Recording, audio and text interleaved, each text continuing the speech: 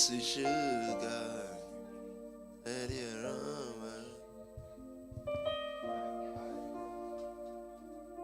You.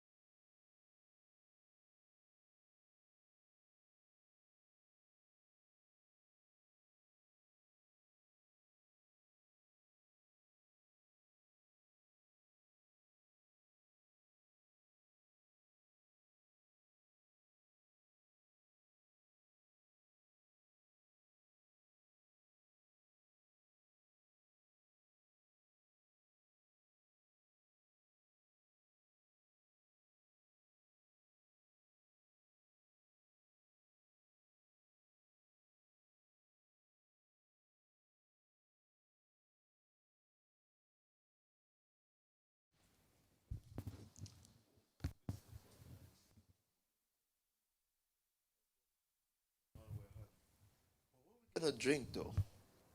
What should we drink? Um, where are the? Where are the service? No, what should we drink? I'm asking you, what do you think we should drink? Juice is very nice right now, sir. What kind of juice do you like? I don't drink juice at You all. don't drink juice, sir. It's not moe. Okay, sir. Okay, so am I the one who is? Okay, so of course this is Conversations with PT. We have PT with us, and then of course we have Pastor Nikki, who leads the elite. Sorry, it's cutting out. Who leads the elite, and then Dr. Emma, who is a leader as well. And we have about 174 questions with us now, but of course we won't be getting through them all. But the first topic we're starting with is women.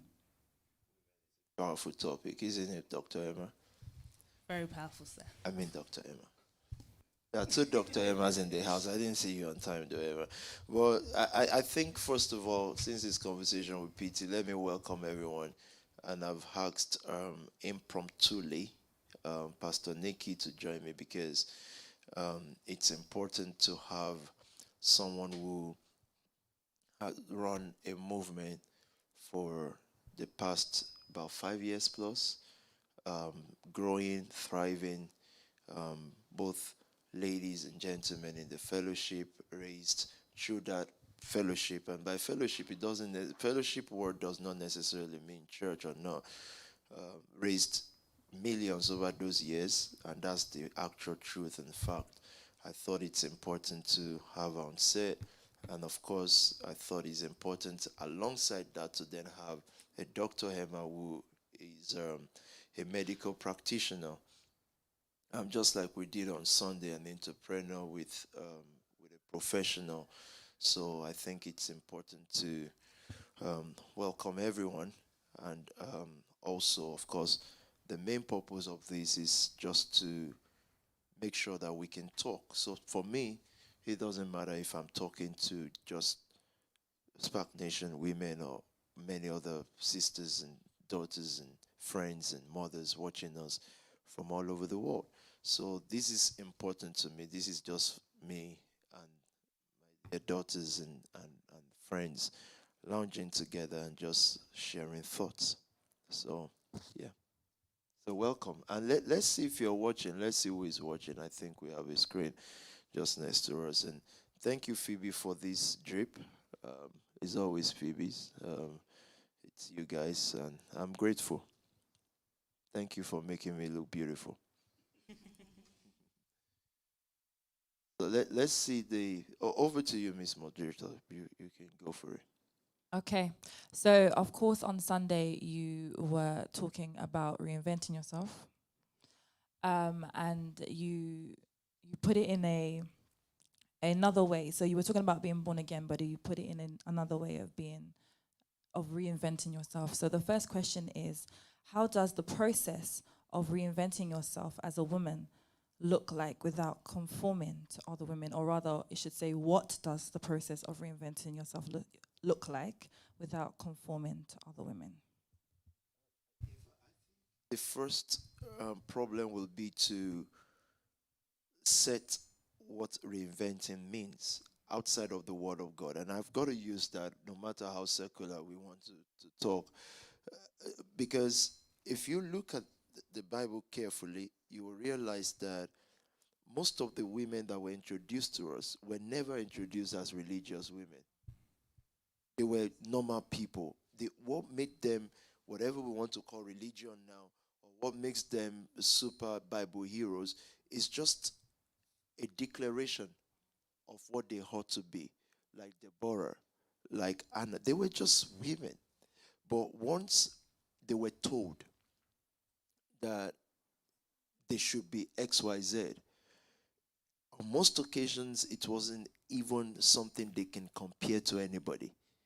For example, Rahab the prostitute was just a prostitute, and then she clocked that God had given Jericho over to Israel, and she just reinvented herself. Um, Ruth in scriptures is just situations happen. So you can't say she reinvented herself based on many other women that were around. These are exceptional women. Declaration of who you ought to be is the machine upon which you reinvent yourself. So someone comes now. You're from, I went to your hands the other day. What's that area called again? From Stosa. Okay. Now you are editor of WOTC. You are you can rub shoulders with some of the greatest women in the world because you came to a work like this. God got into someone like a Miriam, and she showed you what you can do, and you're doing it. You're reinvented. Now, I quickly forgot that place again. Now, from that place, who could you have compared yourself with? So the comparison is popular. Maybe the best you'll be a beautiful girl dressed in certain way.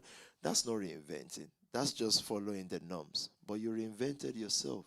At your age, you're the editor of a big magazine. So that reinvention is based on the declaration of who you ought to be, and you walk with it. Okay, sir. This is not part of the question, but just based off what you just said,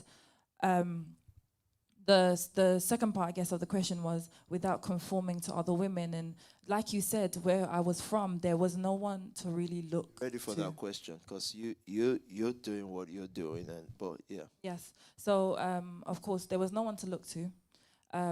There was just, I guess, who you saw on TV, and that's and social media now, actually, because that's what's reigning. So for a lot of young girls, who they conform to who they reinvent themselves into is usually whoever is reigning on social media, whichever celebrity is reigning as well there. And it's funny because I think it was Pierre that mentioned it, and he said that many people don't actually know themselves. So what it is that they become someone else, and they just keep on becoming other people, and they don't actually know who they are. So for a young girl that, let's say, wasn't connected to a house like this, what does she do? How does she stop herself from conforming to, whatever she's around?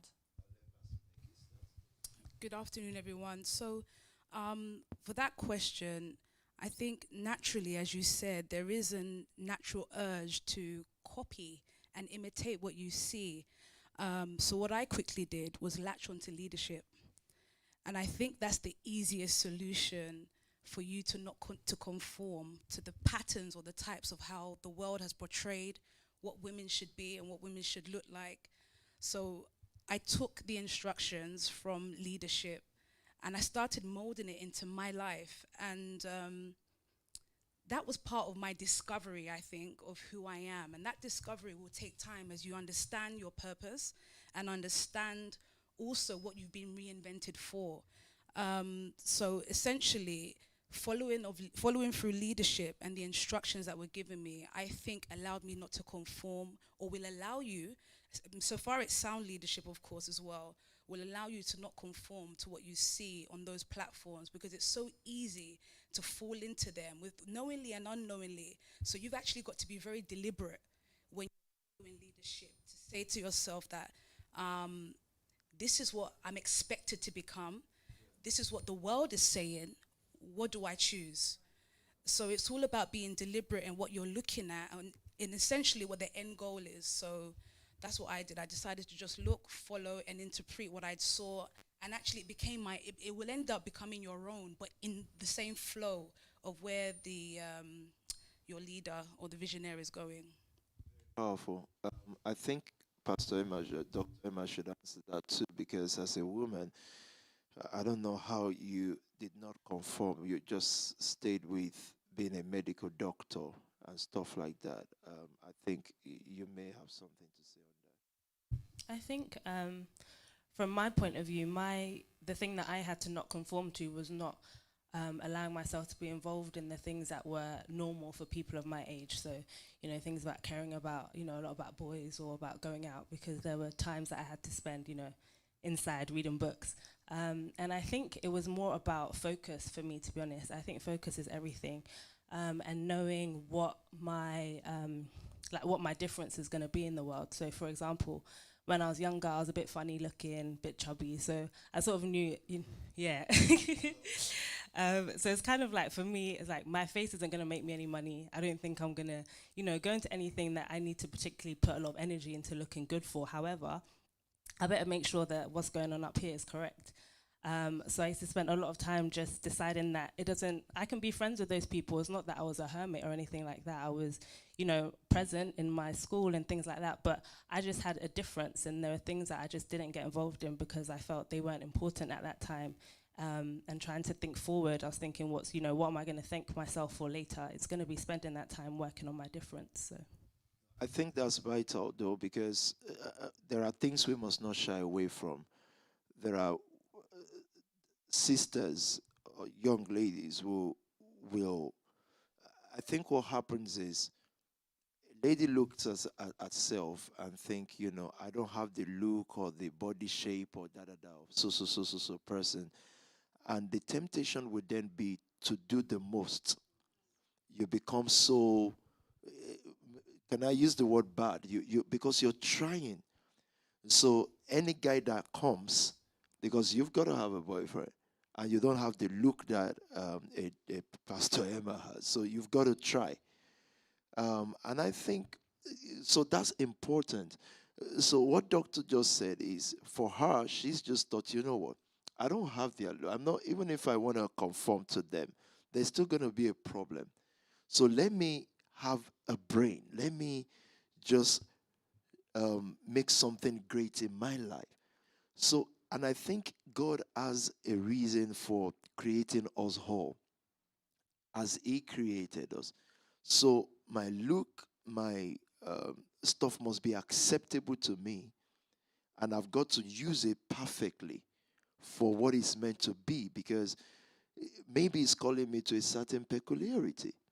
Instead of trying to use all the makeup in this world and jump at any guy that comes so that I feel like I fit in, or I feel like because if you don't hear words like this, you will be oppressed silently. And I think it is very difficult for a girl child to come and tell you, I'm being I'm not accepted by a guy because of my look. I think other people look better than me. Unless, of course, if you come to a house like this where you can talk to a PT, if you ever feel like you can, because for me, you can, because I already know. That's the thing. So if you're already hiding it, I already think, of course, I know what you're struggling with. But then I hope you can see that there's a better calling for you. There's a better space for you. And that's why I think that's so, so, so important. So she's a medical doctor, one of the top in this nation, Imperial University, right? And look, imagine if she just wants to be on social media dancing. I think there will be many dancers there. I think there's nothing peculiar about that. But she found her own niche because of thinking, and thinking that she's got to mark a path for herself. So thank you. And the second question is, PT mentioned on Sunday about being women who are more men than women. So less emotion than an average woman. How do we become that? Question. It looks like a question for Pastor Nikki too. So That one, situation is actually, I think, what makes me more manly. Is that the right term to use? Or I think situations, being put in the, we were saying it today, there's a new term that they've put out there called non-binary. It means you're neither male nor female. oh wow. So it's a new Oh category wow. of. So what are you? You're just non-binary. Oh wow. No, that's not my Interesting. category. No way. No way. Interesting. I think situations lead you, because I think the question really is more to do with authority and power in voice and tone. So people confuse that with male and female. So they quickly see someone that's very assertive, very confident, and very bold, and naturally box you as male, so to speak, or categorize you as someone that's quite domineering and masculine in nature. So I think certain situations that I've been put in, naturally, when I came into the nation, there was nothing like being like a man. I was the girliest of girls. I liked pink. I liked all of those things. But when That's a trademark of female, right? I Pink. think so. We will start throwing their pink stuff out now. And I think Nicki Minaj started that, actually. She started Pink Friday, right? So when certain positions were given to me, and again, when you're watching a male-dominated leadership do certain things, naturally you take on certain natures. And so it's part of the conformity as well. Naturally, I think it just becomes innate in you to behave certain ways. And so some of these situations that I've been in have just made me speak in a certain way that can come across, what's the right word for this now? Cross manly. Manly, come across very manly. But the best way to do it, I think, is still understanding your femininity and understanding you as a woman as well, and actually understanding that the power that you have as a woman still needs to be very obvious. Even if you have got some manly responsibilities and things to do. And I've learned that again, I still have to bring it back to leadership. I've learned it from the leaders in front of me, from Pastor Lucy, PT, how to merge the both together. So, and again, of course, Pastor Miriam is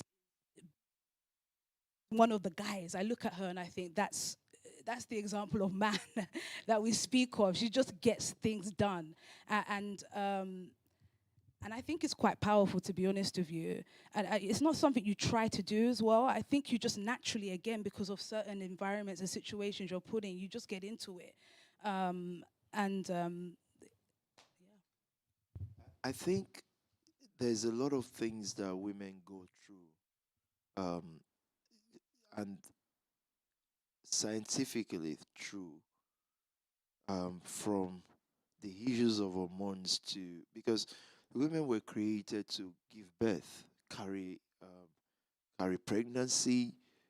The, if you choose to or not, that's your choice. But if you do choose to, it can happen as you.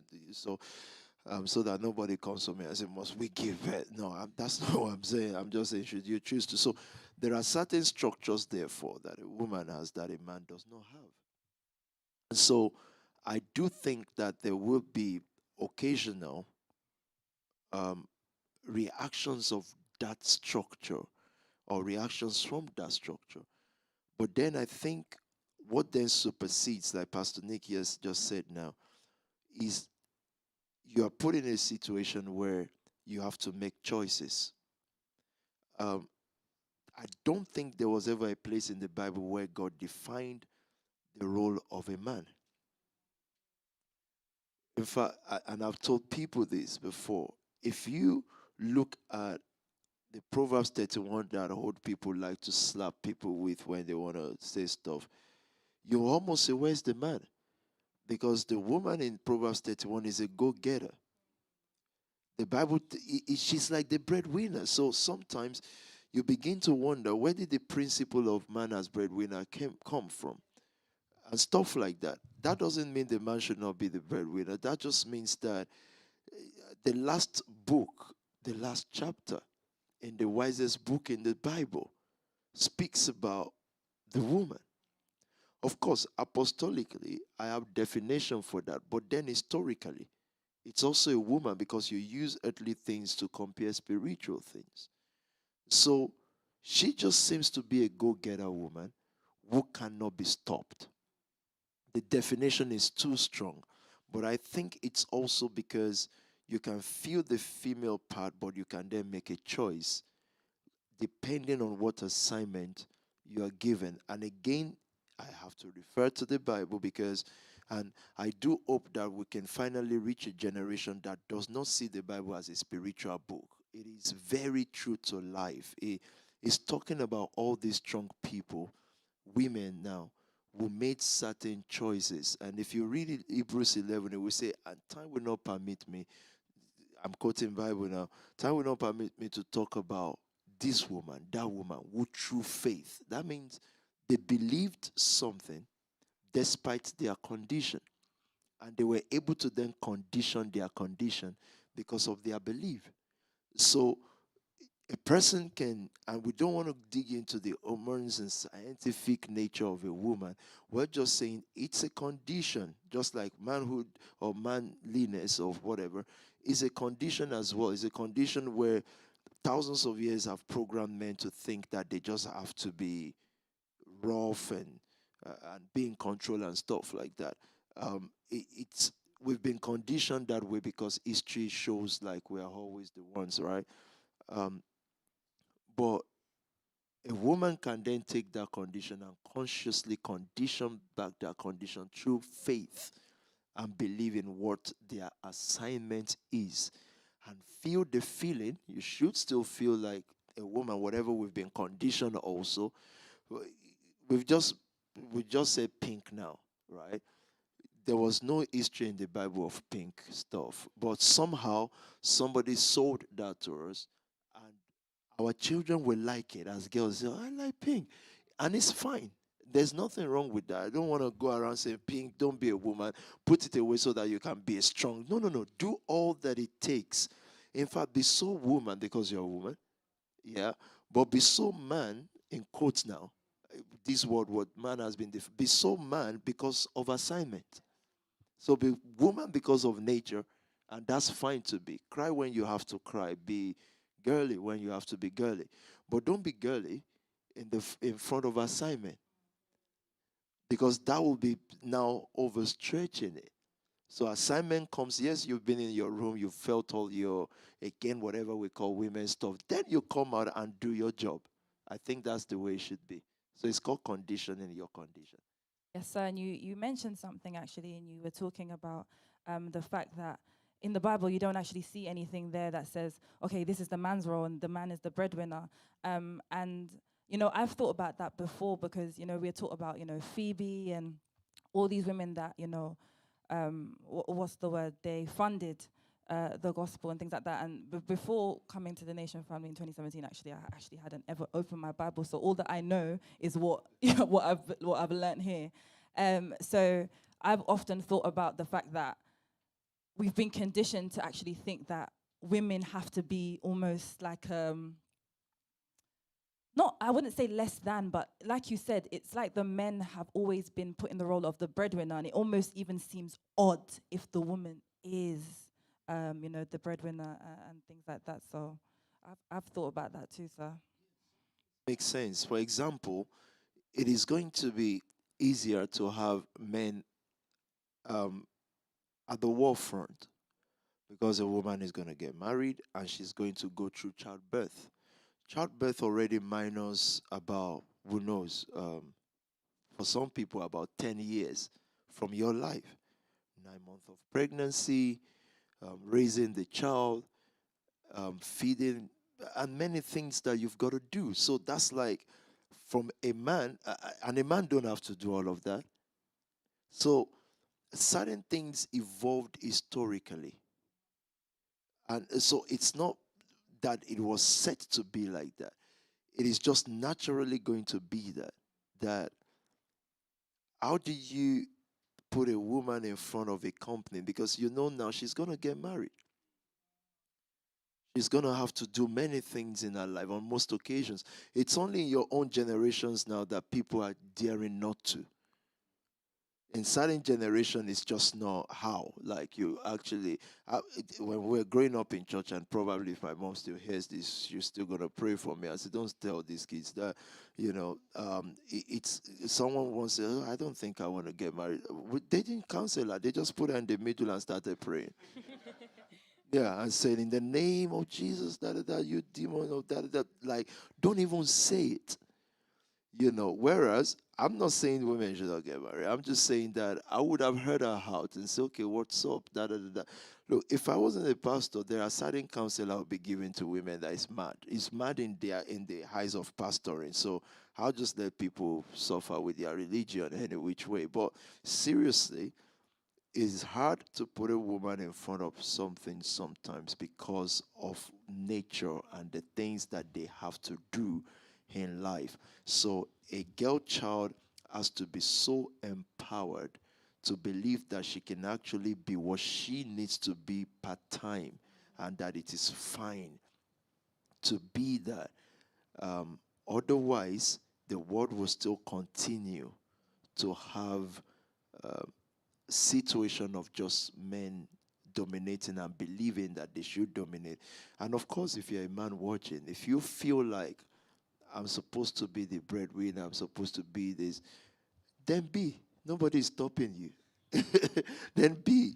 But the issue is, I do hope you marry a strong woman who is not going to be controlled because you're bringing money home. Because that will be complete nuisance, isn't it?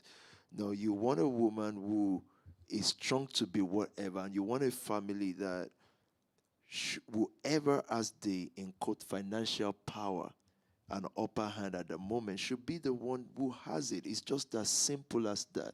And we must build a community that don't look at the man as weak just because it's the woman that has whatever you want to call upper hand.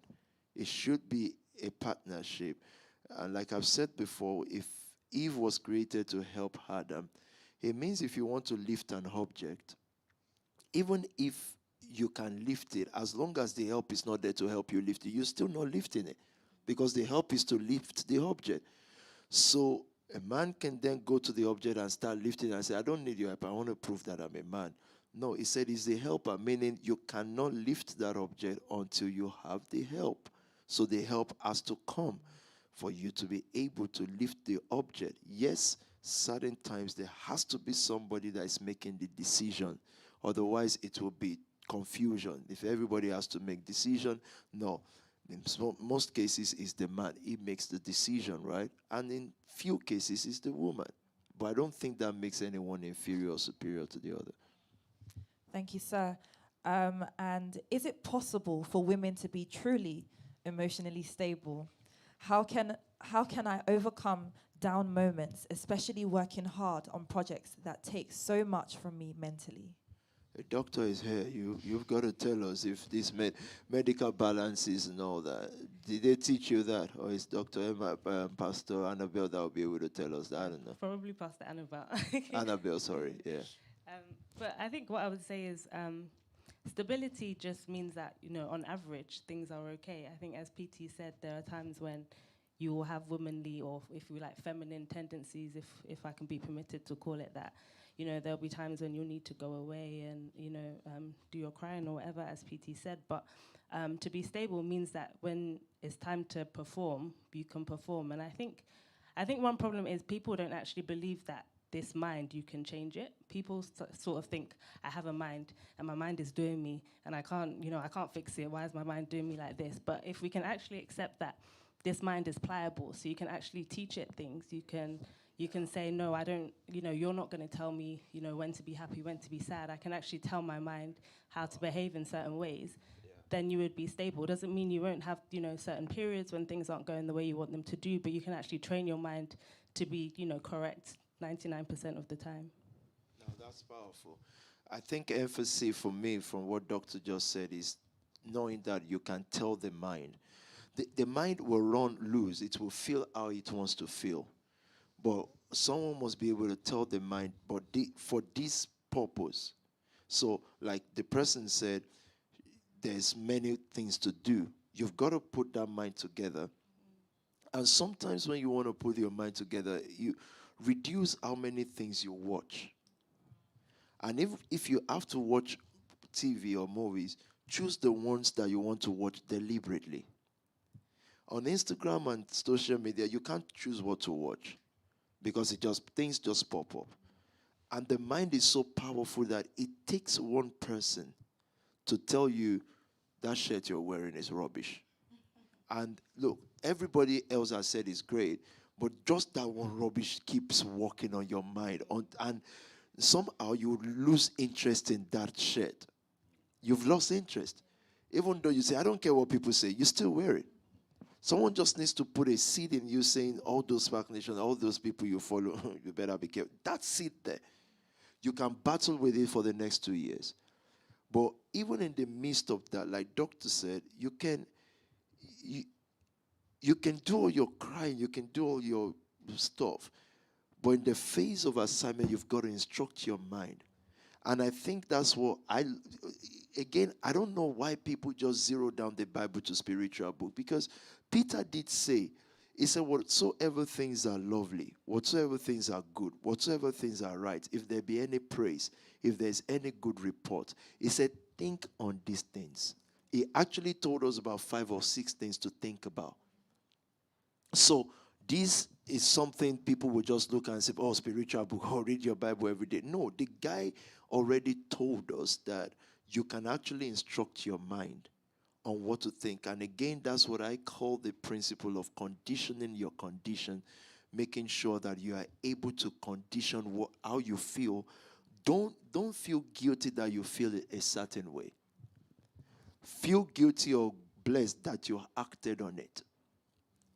So the fact that I feel angry with someone, I've got to now, if I believe that anger is wrong, my guilt is based on the fact that I did it, not the fact that I felt angry. Now, I know that I'm a changed person or a changing person. If normally when I get angry, I stop talking to people or I abuse them, now I know I'm changing because now what I do is I start a conversation with them. That means I've told my mind that you don't just have to do how you feel and start calling it you. Don't call something you when you've not had the chance to change it. Don't say, that's just me. No, it's not you. once you get exposure, don't remain the same. Reinvent and do the opposite of what you would have done normally. Thank you, sir. Where does the source of feeling inferior for women stem from? That's another doctor kind of question. That's anyone wants to give it a shot? I mean, I don't know where it completely stems from, but I think PT has already touched on a lot of things where things that have contributed to it per se in terms of history. Like PT mentioned, because the women will often, have to take time out, let's say, for childbirth, etc. Already is like, maybe let's say if they graduated with a male colleague, already they're years behind because they took that time out. So then, as this will perpetuate throughout the years, you'll end up feeling inferior. And that's why they keep telling us that there aren't women in top positions, women get paid less on average, blah, blah, blah. They keep telling us these things, and eventually they'll accumulate. So that is like by default, the women is just inferior because everything we do is less than, and we're always going to be behind the man. And I think alongside that, I would put in modern times just the effect of social media, and not even social media, media as a whole. Newspapers, TV, movies, these things have been going around for centuries and showing us that women should be a certain way. So it's almost like if you don't fit within that mold, then automatically you feel inferior because the perfect woman is constantly being portrayed to you. But if we can just decide that no, I don't have to fit that mold and I could be different, then I feel that inferiority complex probably wouldn't be as prevalent as it is. Very true. Do you want to say something? I think, yeah, that's very correct. Over the years, things that have fed down the line. And I think scientifically, in my own studies, I realize what science says is that a woman's brain naturally needs affirmation. So you grew up in a community and a world, rather, that someone just tells you you're so fine, you're so this. For whatever purpose he's saying it, the brain accepts it. And sometimes you then wonder, how can this girl believe this guy? How? Who is this guy? You're thinking, how is this? But then again, because a part of the brain that needs that affirmation, which those affirmations should have come from our fathers, our biological, or our fathers, whatever we want to call them. It should have come from the fathers. It should have come from the role model, real fathers that we have in our lives.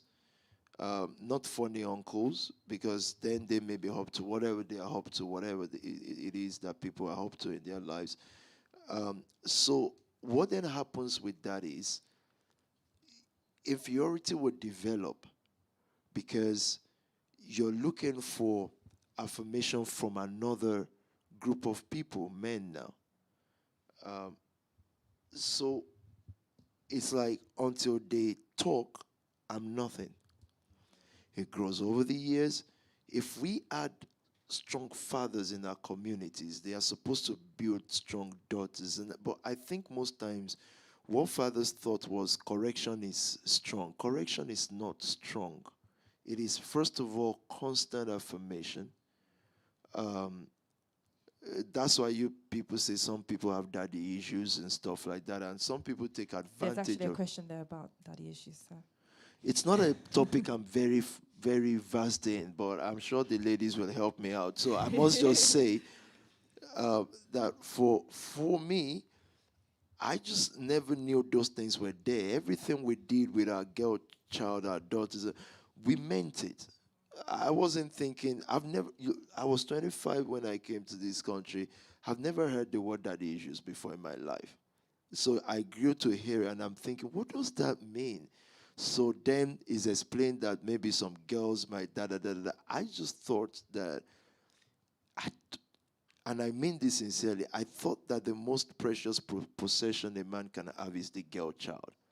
It's just so beautiful. I don't understand why a father will not affirm their girl child and constantly do so. But then some people say the father wasn't even there. That's an affirmation in a way. It's just saying you are strong enough. Get on with it. Yeah, but on a serious note, I think it then develops into all manner of inferiority. You get to work. The boss thinks that he just wants to date you, and it's just everywhere. But again, I refer back to the Bible. Check the kind of women there. I think they are just people who didn't mind their path. They just, meaning they don't mind what path life has brought to them. They just got on with it. And then all the nation eventually affirmed them over time because they were exceptional and they needed no affirmation. And then the affirmation was just, the affirmation was a bonus, added advantage. And what is the true meaning of self-worth? And then I'm going to add it with the next question. And how do you increase your self-worth? I think that topic takes us away from just women stuff. It's everybody. And before we even speak about self-worth being exposure, for me, education is under exposure. Yeah. Education is supposed to expose you to certain things that you did not know before. So exposure is not just I travel to America, education is under exposure, or exposure is under education, whichever one. Philosophers will help me rearrange it. But self-value is first of all the mind. And that borderlines pride sometimes. So you don't know your self-worth unless you are also with like minds. Like minds will help you when you want to overestimate yourself.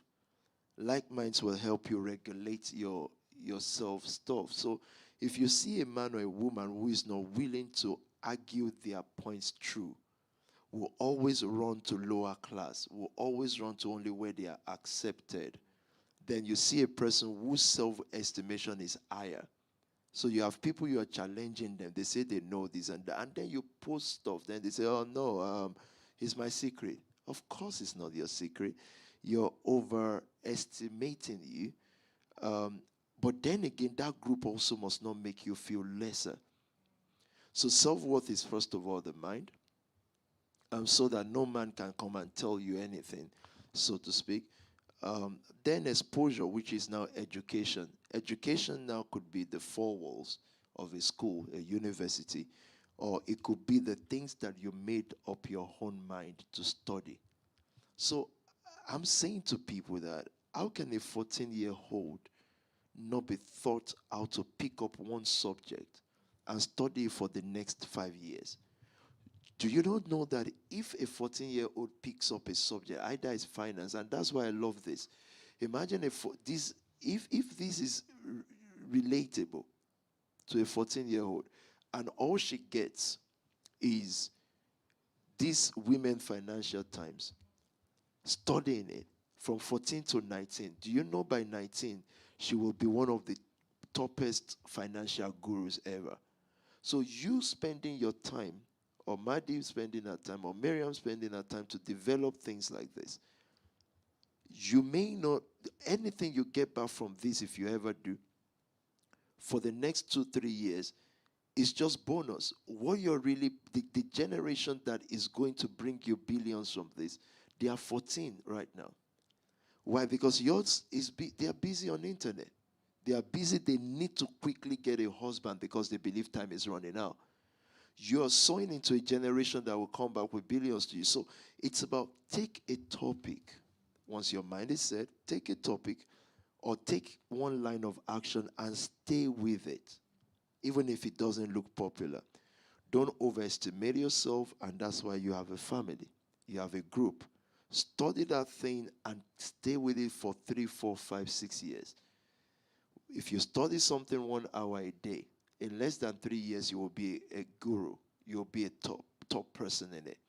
And you will not need to look for money. Money will look for you because of value. That's how to increase self-worth. Focus. Wow. Thank you, sir. How do I use my womanhood to my advantage without degrading myself and neglecting my morals? Women.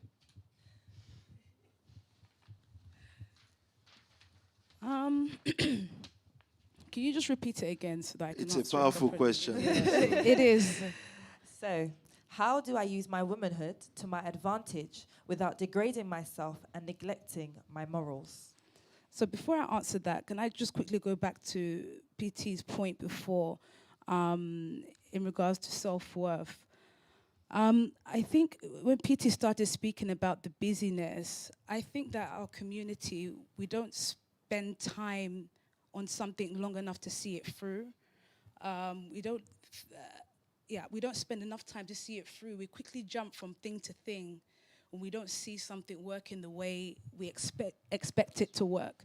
And so that focus that is missing, essentially, the self-worth that you were trying to grow, it was growing, but you missed it because you saw something else that looked more exciting and tangible to you. Now, in regards to the question that you're asking now, which I'm going to ask you to repeat it one more time so that I'm clear on it. Giving myself time to think. Well, you made a powerful point with that, and I think that's a very important point with our community, which is you just don't. There would always be better ideas, greater ideas, or at least they will look like they are better and greater. And once you start looking at what you're doing right now, what is producing, it will not look great. So if it's a Dr. Annabelle that goes on the internet to talk about mental health, blah, blah, blah, and she sees 10 views, it doesn't look great. It looks like there's something better. But the thing is, nobody wants to hear from a Dr. Annabelle who has been in practice for 1 year. Yeah. So I remember driving a friend down to an eye clinic, and this guy charges about, the clinic is going to, the guy charges about 15K per eye. So the guy is now going to fix one eye, but I knew what he would come out with. The doctor just said, look, your 2 eyes are bad. Like, if we operate this one, we need to do, so that's 30K. So I figured out that doctor is somewhere in North London. That doctor just comes to work about 3 times a week, and he just needs people with 1 bad eye. That's all. So he calculates it, and he moves on. But then the reason also why that can work, they say he's been practicing, is the older one. So if you really have, if you've grown also, if you've developed also in your community, you in your field and community, you don't want to risk your eye with a guy who is just practicing.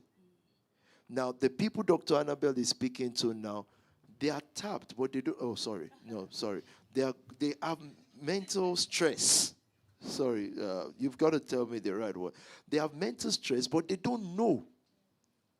But you're practicing over the years now.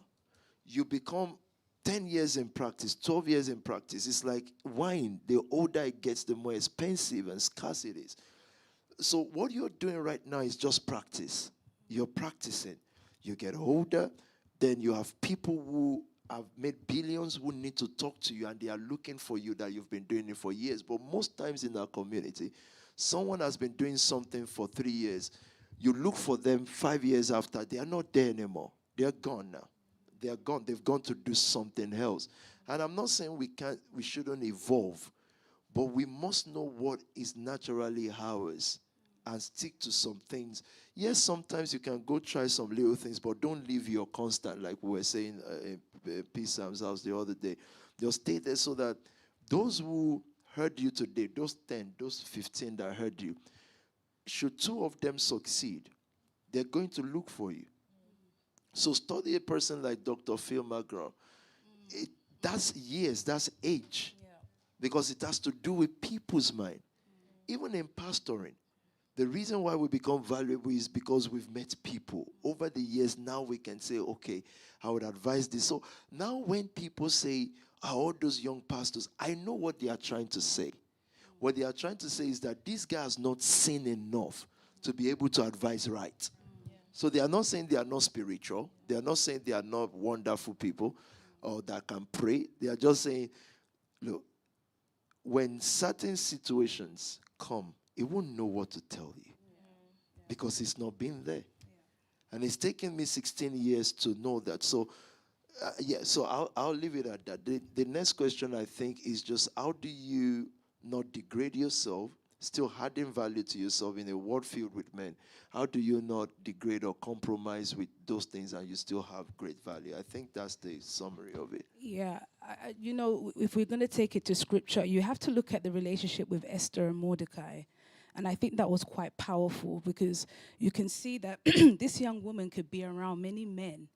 In fact, even in certain environments, there's some women that could be in institutions where it's very male dominated, and the guy could be wanting to date you or whatever. But if you're taught how to, like Pastor Tobi was saying earlier, when you're given those affirmations and you understand your role and your purpose, you're able to be in those situations or those environments and actually utilize your femininity or your womanhood and use it as a power. You're able to even get that guy's mind and bring it to where it needs to be, actually under subjection. So, and if you're only able to do that when you've understood the mind and your own mind, if you've not looked at this situation as this is an opportunity for me to benefit, but you see a bigger picture, I think you're able to use what you have as a woman to actually get what is bigger than you. That's right. Do you understand that?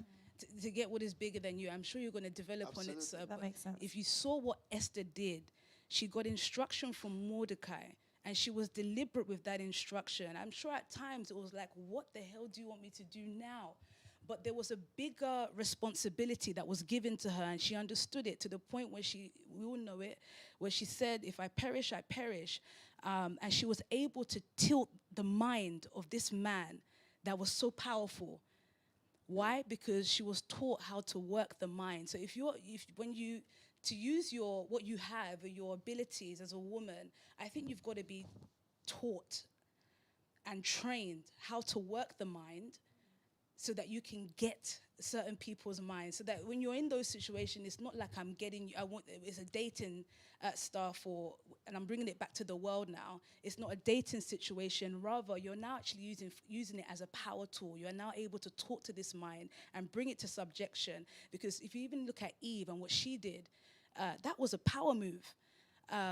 So you're able to use what you have as a woman when it's properly cultivated right to get something bigger than just what you want at a time.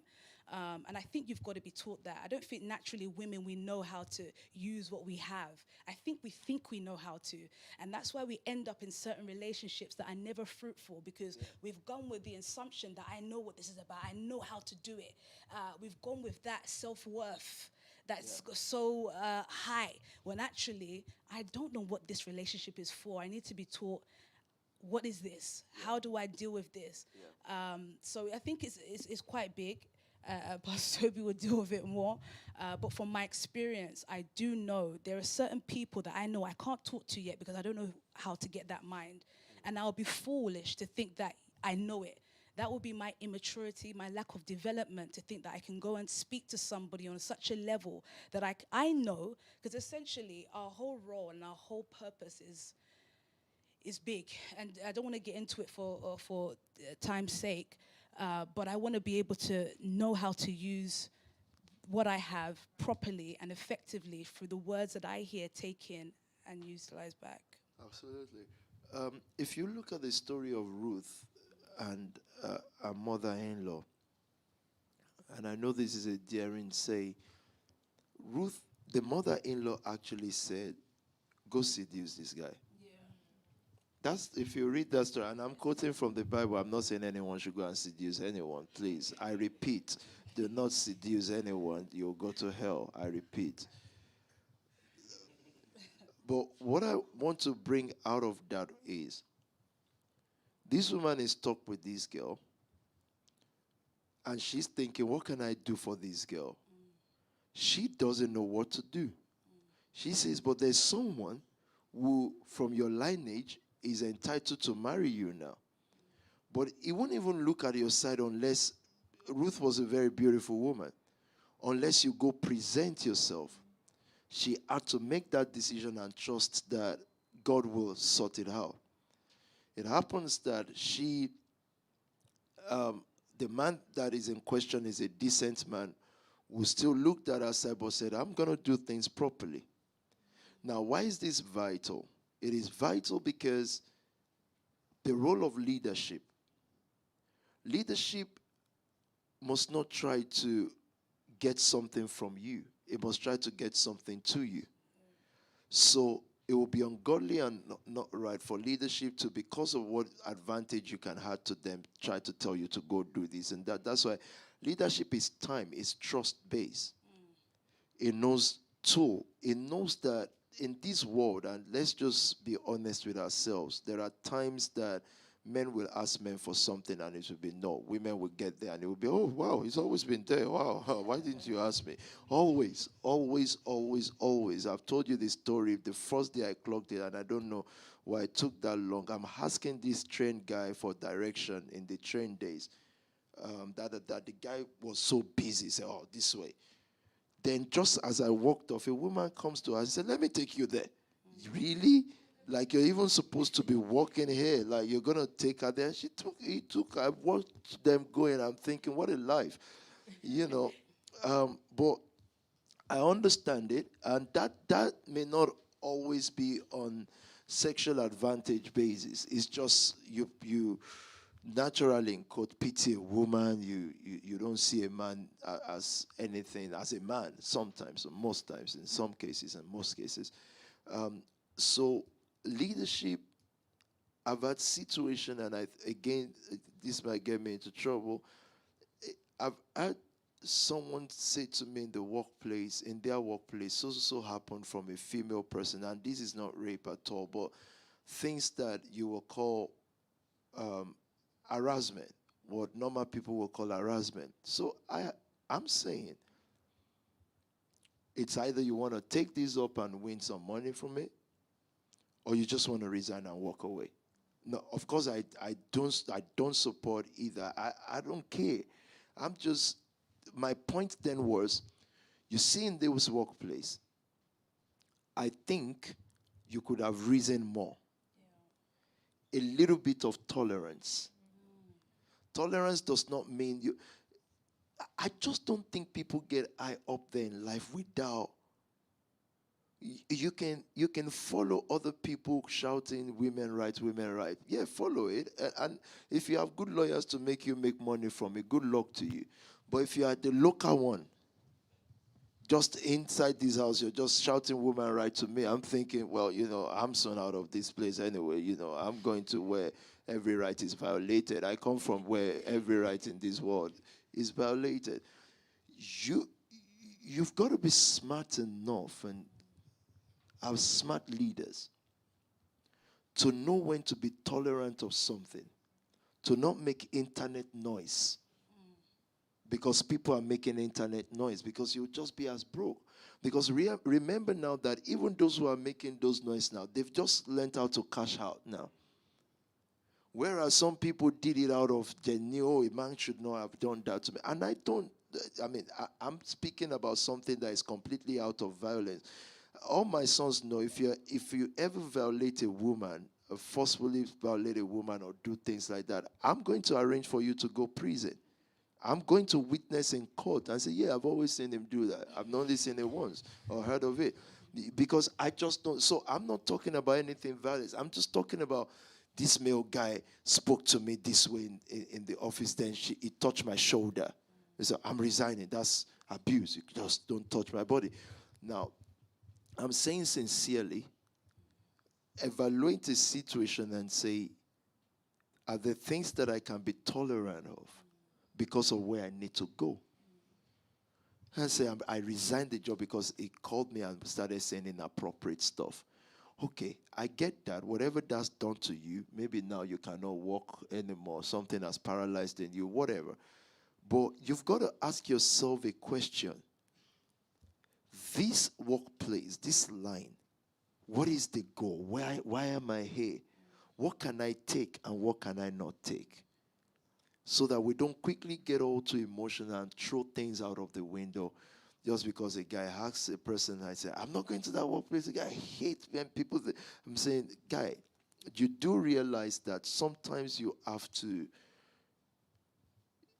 be tolerant. Let me just use tolerant because I'm online. You have to be tolerant. You have to watch certain situations.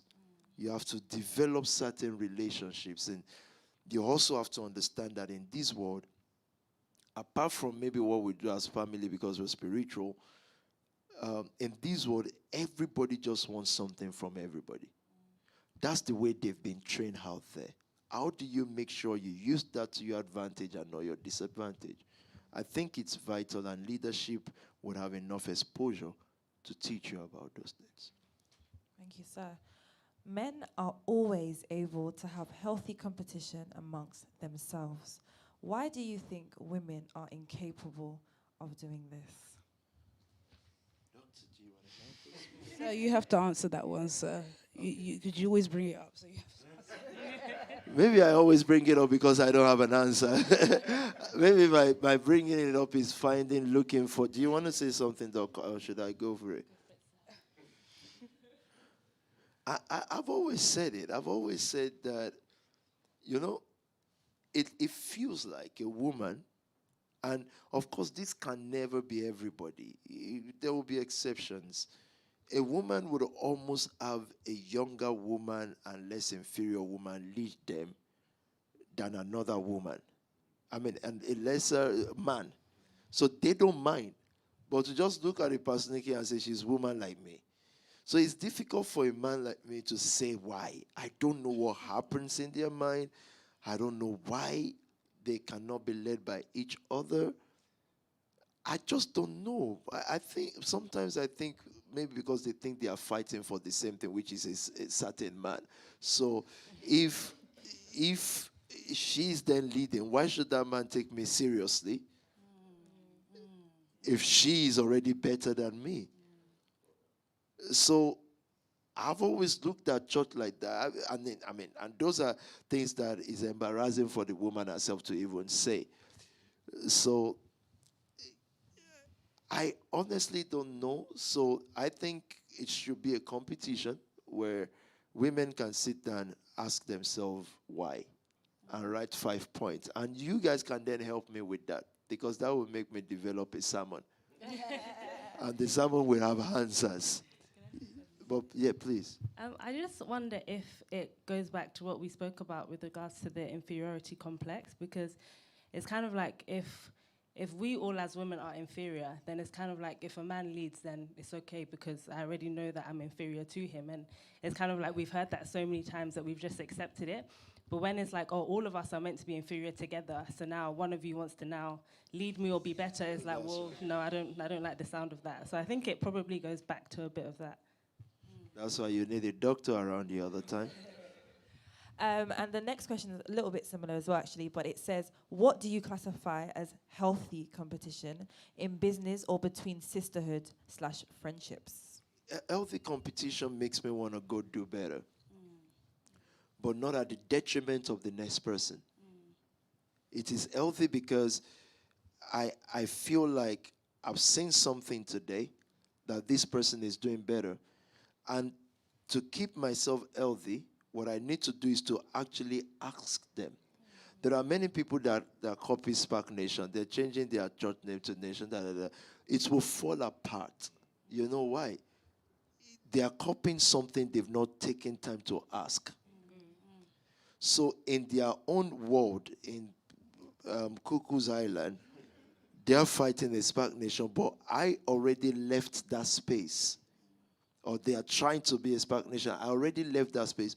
Where we're getting into now, it will take a normal, typical church another 10 years to catch up. So, because that space already, we have to leave it, because it worked for what we needed it for then.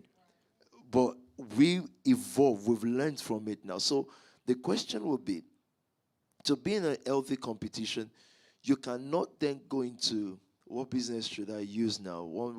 You cannot then go into hair business because the other person is not doing it well. You look at what they are doing well. You copy it. And if there are people you have access to, you ask them questions. And you let them know, I'm going into the same business. If they feel inferior, they will then start to try to hurt you or say, oh, how can you be going to the same business? No, sis, I'm going into it because this, and together we can build. If we are that honest with each other,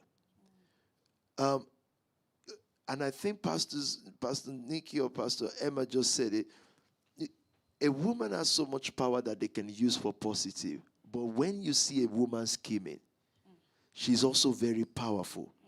It's just that a woman scheming to someone like me, I'm just looking at her. You know how many scheme messages, text messages that I get? Then for me, I'll just ask her straight, yeah, what does that mean? Then you see, no, sir, I mean da. So you're lying. But you're doing it with the wrong person. This is scheme. I know it. And I don't have the time like before to pretend and walk along or play along with your scheme. I'm calling it what it is. This is a scheme. I already know it. And between you and I, you should be knowing that this is PT I want to talk to. This is Mago. Mago means not straightforward. This is not straightforward. I'm trying to disconnect something. I'm trying to plant a seed in PT. That's what you do with other people, not here. So don't scheme with each other too. You're going into a business someone is doing, you talk to them. You actually ask them, teach me this. Then they will hide some things. But at least you've told them. Now, unfortunately, they can't hide it because you already know it. But you've told them. That will keep the person who is trying to enter into the competition healthy. Otherwise, you'll become bitter because the person who feels inferior to you also might play pranks. But if you are open with them, especially if you're in the same house, if you are open with them, you've let them know, I think I should do this, and we will complement each other. So wherever they are weak, you get strength. That will keep you healthy. Just have a clean mind. I think clean mind is very, very important. And clean mind includes not suspecting people because of how they reacted or how they looked at you. You're not thinking, oh, that must be what they mean. I say, I just did a hair website and look at what she just did. I said, what makes you feel that it's because of what you did that she's doing it? That's a very dirty heart. It's wrong. So chill, calm down, and look at what this new person too is doing and learn something from it. Because at the end of the day, there are billions of people in the world. So why should someone feel like they've taken our people? Why? You don't say, they can take people from Spark Nation. How? I don't understand. These people are not like in cage that I just carry home and put them. And then so they are humans. When they need to move on, they will move on. You know, it's me that needs to get better and keep learning from everywhere. Can I just add to one of the statements, especially about women and the competition and things like that. I think we struggle to be led by one another because we don't know our positions. Now, if we use JL and Deborah, JL remained in her position, and I think PT touched on it, and he said it was deeper than that. And I'm looking forward to hearing that, sir. He said it was deeper. Private class. Has to be. But she remained in her position. And Deborah also had a position too that may look more forefront. But that didn't stop JL from still working in the kind of power to take down a whole enemy. Right. I think she even looks more powerful than Deborah. But we don't see it because we've been told it's inferior to be a woman at home. And I don't think it's inferior. I think it's very powerful. And because, I don't think women are inferior at all. And that's the issue I think we still need to treat, because once you've got that in your head, you will look at everything you do as too small. And so when it's time to fight with that smallness, you won't know what to do with it. You will now look at it as a weakness. And actually, that thing was the major weapon for a big war. In fact, the guys that were looking for this enemy, they couldn't get him. It was this young lady in her house did what she had to do. So I think if we can remain in position and trust the people that are leading us, and I'm going to use Pastor Miriam as an example, because I see the way she leads Phoebe's and the women. That's a leader. If I play my position and support her, we're all winning. But our community, again, doesn't teach us that. We look at it and think, that's competition. And I'm sorry, some of the guys also, they make that difficult as well, because they will start saying, that one, she's so good, and that other one, So the men also have a part to play as well. And it goes back to the affirmation. It's not just the father. I need to hear it from my brothers too. I need to hear it from the sons too, because that helps forge all the relationships together. So what we see is not as one sister. We see everybody. So I love how we've even set up today. But though Pastor Miriam is leading, look at how we've all been fortunate to sit here and speak. That's the army. That's all of us coming together as one to fight one big thing. I don't know if I'm making sense. Absolutely. So it's quite deep that we move from this notion of what is inferior. We've got to check, what is it that's inferior? Nothing is ever too small. It's how you use it. And if you can stay on that smallness, you will realize that, whoa, that's actually a power you have right there. And it could be a wrecking ball when it's used and at its appropriate time. And again, the other thing is when you've discovered that you do have something as a woman that looks small or big, whatever it is, you've got to know when the time to deploy is. I think we quickly shoot bullets too soon. And we think we're too big too soon. And I speak personally as well. We end up thinking that we're some big thing. You end up going into the battle and realize you're this small. Go back and grow some more. Go back and develop that character. Go back and develop yourself. Go back and listen to the ones that are doing it. Listen to the doctors. Listen to the ones that are in certain positions right now, because you will make whatever you're building so much stronger. Yeah. The inferior woman is the woman who is out of her place. Yes. No matter if you're out of your place and you look powerful because people are looking to you and clapping for you, you're still inferior. Yes, sir. Because we know you can't predict such a woman, because she doesn't have self-confidence in herself to stay in her path. So what I will call like an example, and there are many, like the Nxtion family founding women kind of things, the women around me, a Pastor Lucy, a Pastor Book, they are just in a place, very simply in their place. And what time did is to make me see and make us all see how powerful that place is. Yes, sir. And it can be a quiet place. Yes, sir. It can almost be, you know how many times people have told Pastor to say, how a pastor's wife. This was when we were even 100 people or less.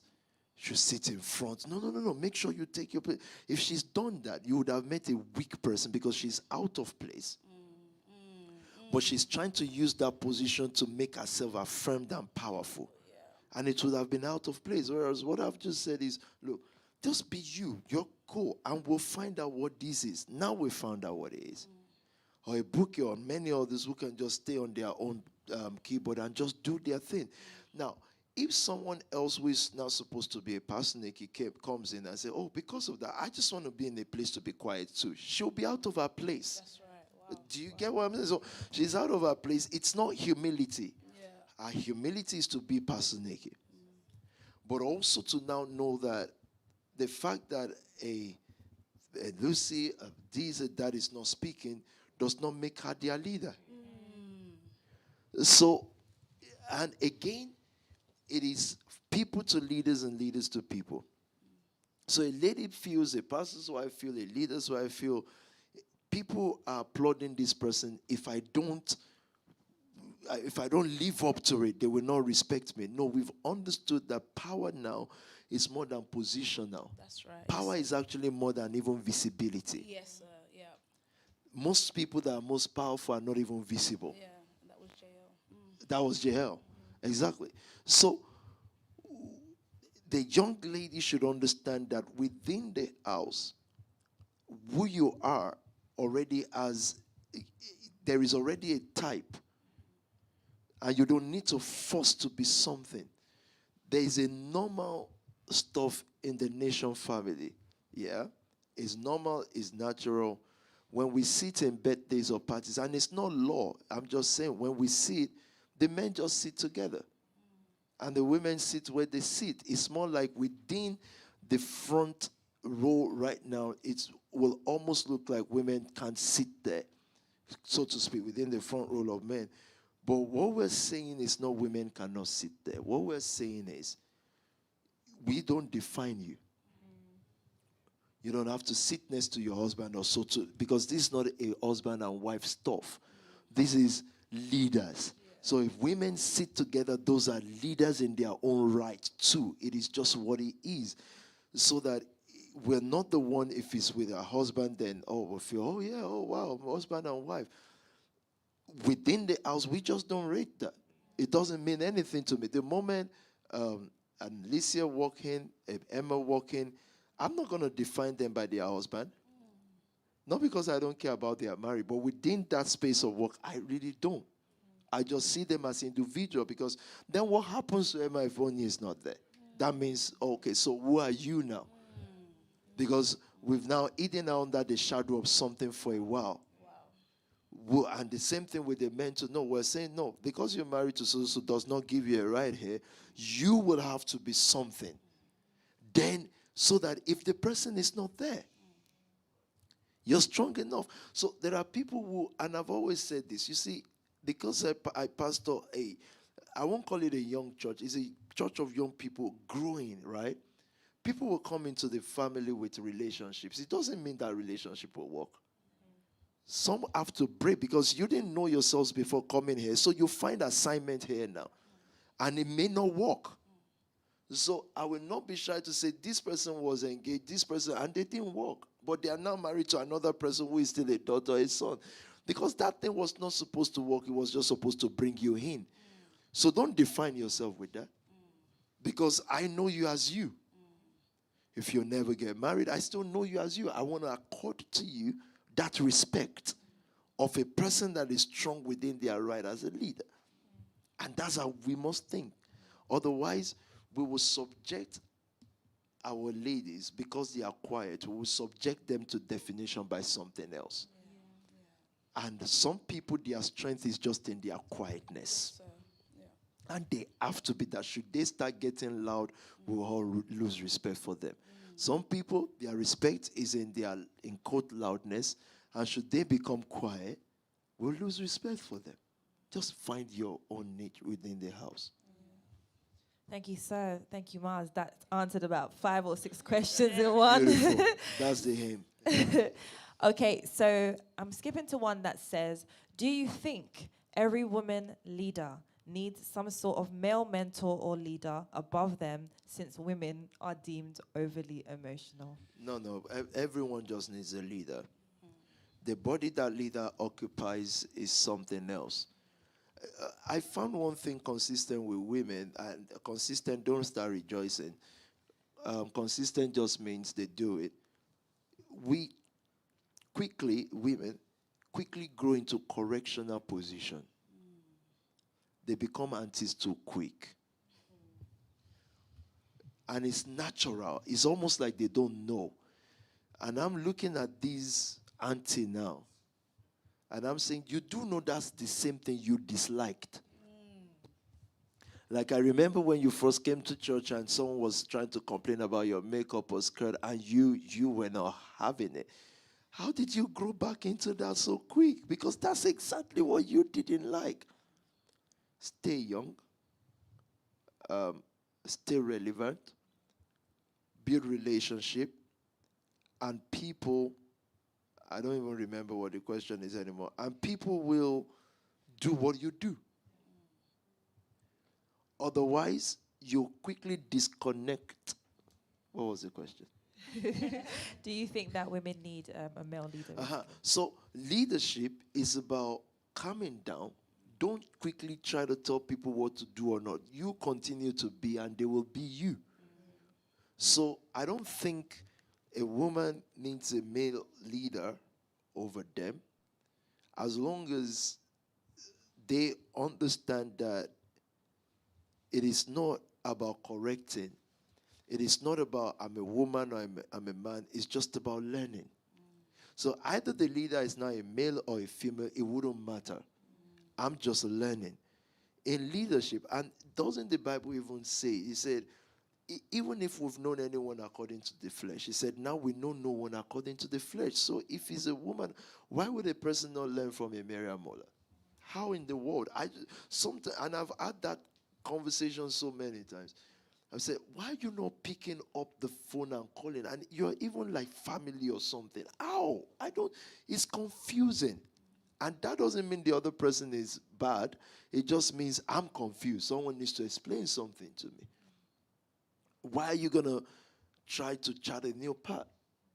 You can use the part to chat new one, but why would you not learn? Is it that you're not seeing what this person has been able to achieve, or you're not rating it, or in your mind you're just thinking, I'll just do mine, and then you see how things happen. And we already know you will not do yours because naturally you're not gifted to be that. Look, let's not deceive ourselves. As humans, I work with people, guys, 16 years now, and I have to know where someone's intelligence stops. I know she can't do that. It doesn't matter what she thinks she can do. She can't do that. But programming means that I can now tell her, connect with the person who can, so that you get what they have and add it to what you can't do. But pride and all these things, and that's not just women, all of us, will just stop us. Then we produce minimum in life. And because we are surrounded by minimum people, minimum becomes acceptable. But if you move around a PT, I won't be able to accept minimum, which means you won't stay around for long. And the next question is, do you feel the modern day female pastor should have a certain priority between ministry and running a business/career, especially during the onset of their business/career? What does modern day female pastor mean? Okay, Pastor Emma, isn't it? As you're a pastor, isn't it, Emma? And you do wristwatch. And you do lifestyle. And you do all those stuff. So, and she's a pastor. And I think when you're doing your wristwatch, you play like Pop Smoke and all those people. I just want us to get what modern day pastor means right first. So, look, what we're trying to say with the modern day, in quote, pastor, is there's no, what we're trying to, the message of Spark Nation, and I need you to understand is that the church and ministry is our business and business is our ministry. What we're trying to say is that there is no separation no more. So that I'm here now, we're doing business. I'm sure WOTC is doing business. I'm sure Phoebe is doing business. And we're doing ministry. So if a pastor Emma Wike goes on social media to do a wristwatch thing and stuff like that, if I'm watching it, I know I'm watching ministry. The only thing is that others don't know they are watching ministry. But I know at the end of the day, the only reason why I'm even endorsing it or talking about it is the fact that I've watched her over time. That's not because she's married to Pastor Honey. I've watched her over time to know, okay, now I can read her purpose. Then I'll say, because before then it would just be this girl just likes camera and all those things. What the hell is she doing? Doesn't she know she's not young? No, seriously. And I'll say it. I'm not going to not say it. You know me. But I've thought, okay, she gets it. She gets it. That's ministry. And that naturally fits into her. So it's by myself I would even look for wristwatch, look for stuff because I know she gets it. So what we're trying to say, again, I repeat, that the whole message of Spark Nation is that there will be no more difference between ministry and politics. But because politics will be the ministry. That's the modern day pastor. There will be no difference between business and ministry because business will then be the ministry. He or she knows why she's making money. And those who are not making money, they know why they need 10,000 people to watch unboxing and stuff like that.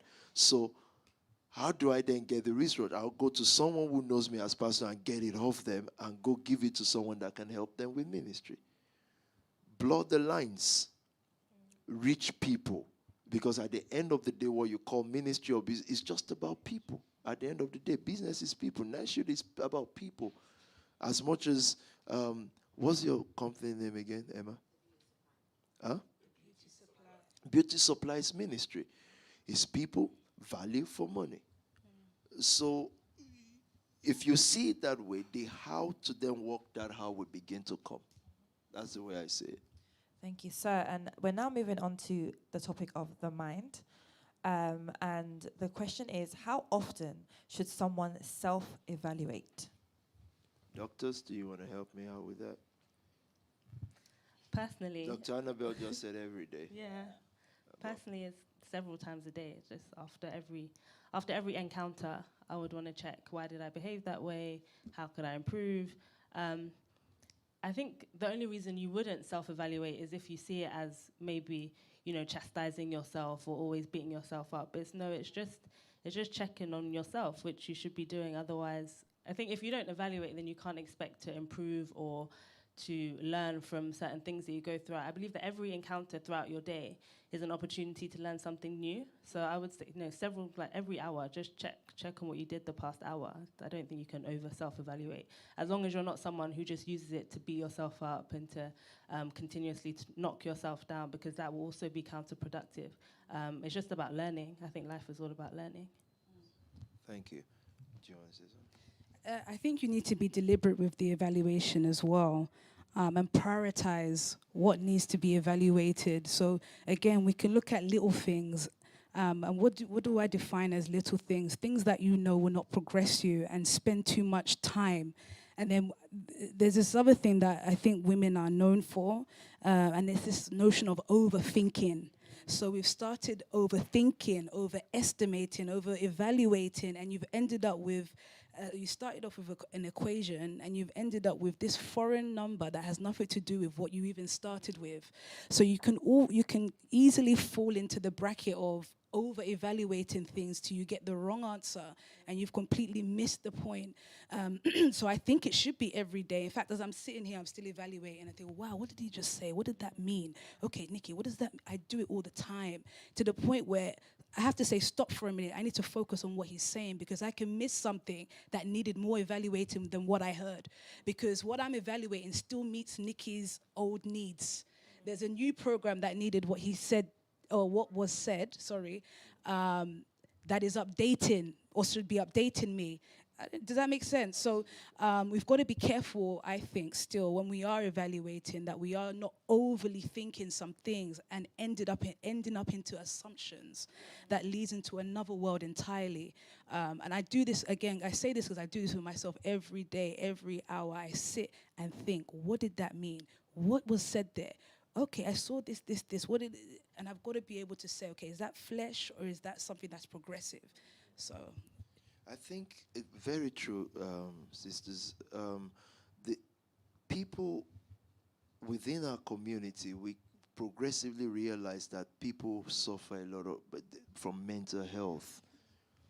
It's so much there, and why did it take me time to even understand mental health? Because I come from a country like Nigeria. When they say someone is mad, mad means this guy is really on the street, his clothes is torn into pieces, and he's speaking stuff and doing stuff or shouting or trying to kill people. So when we came here and we met many people with mental health, we didn't know. We thought they are normal. No, they are not well.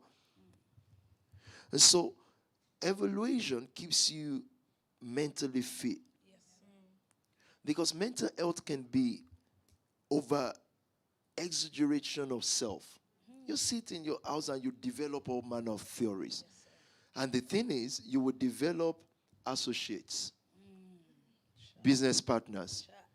They are also mentally not well. So whatever you're saying is well, and you see, it's even worse for Christians. You know why? And we've been discussing this. Because you say the Bible says I can do all things. He's gone crazy. He's established his mental situation now. Because of lack of self-evaluation. Because self-evaluation will stop you from saying, now I'm the most brilliant guy in this world.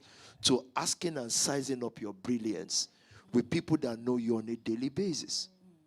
So evaluation also will help you from underestimating yourself. Because you cannot afford to do either. I've seen people who enter into contests that... Anyone ever entered into singing contest before? Let me tell you. When I was younger, the most embarrassing thing that happened to me was I entered a dancing competition.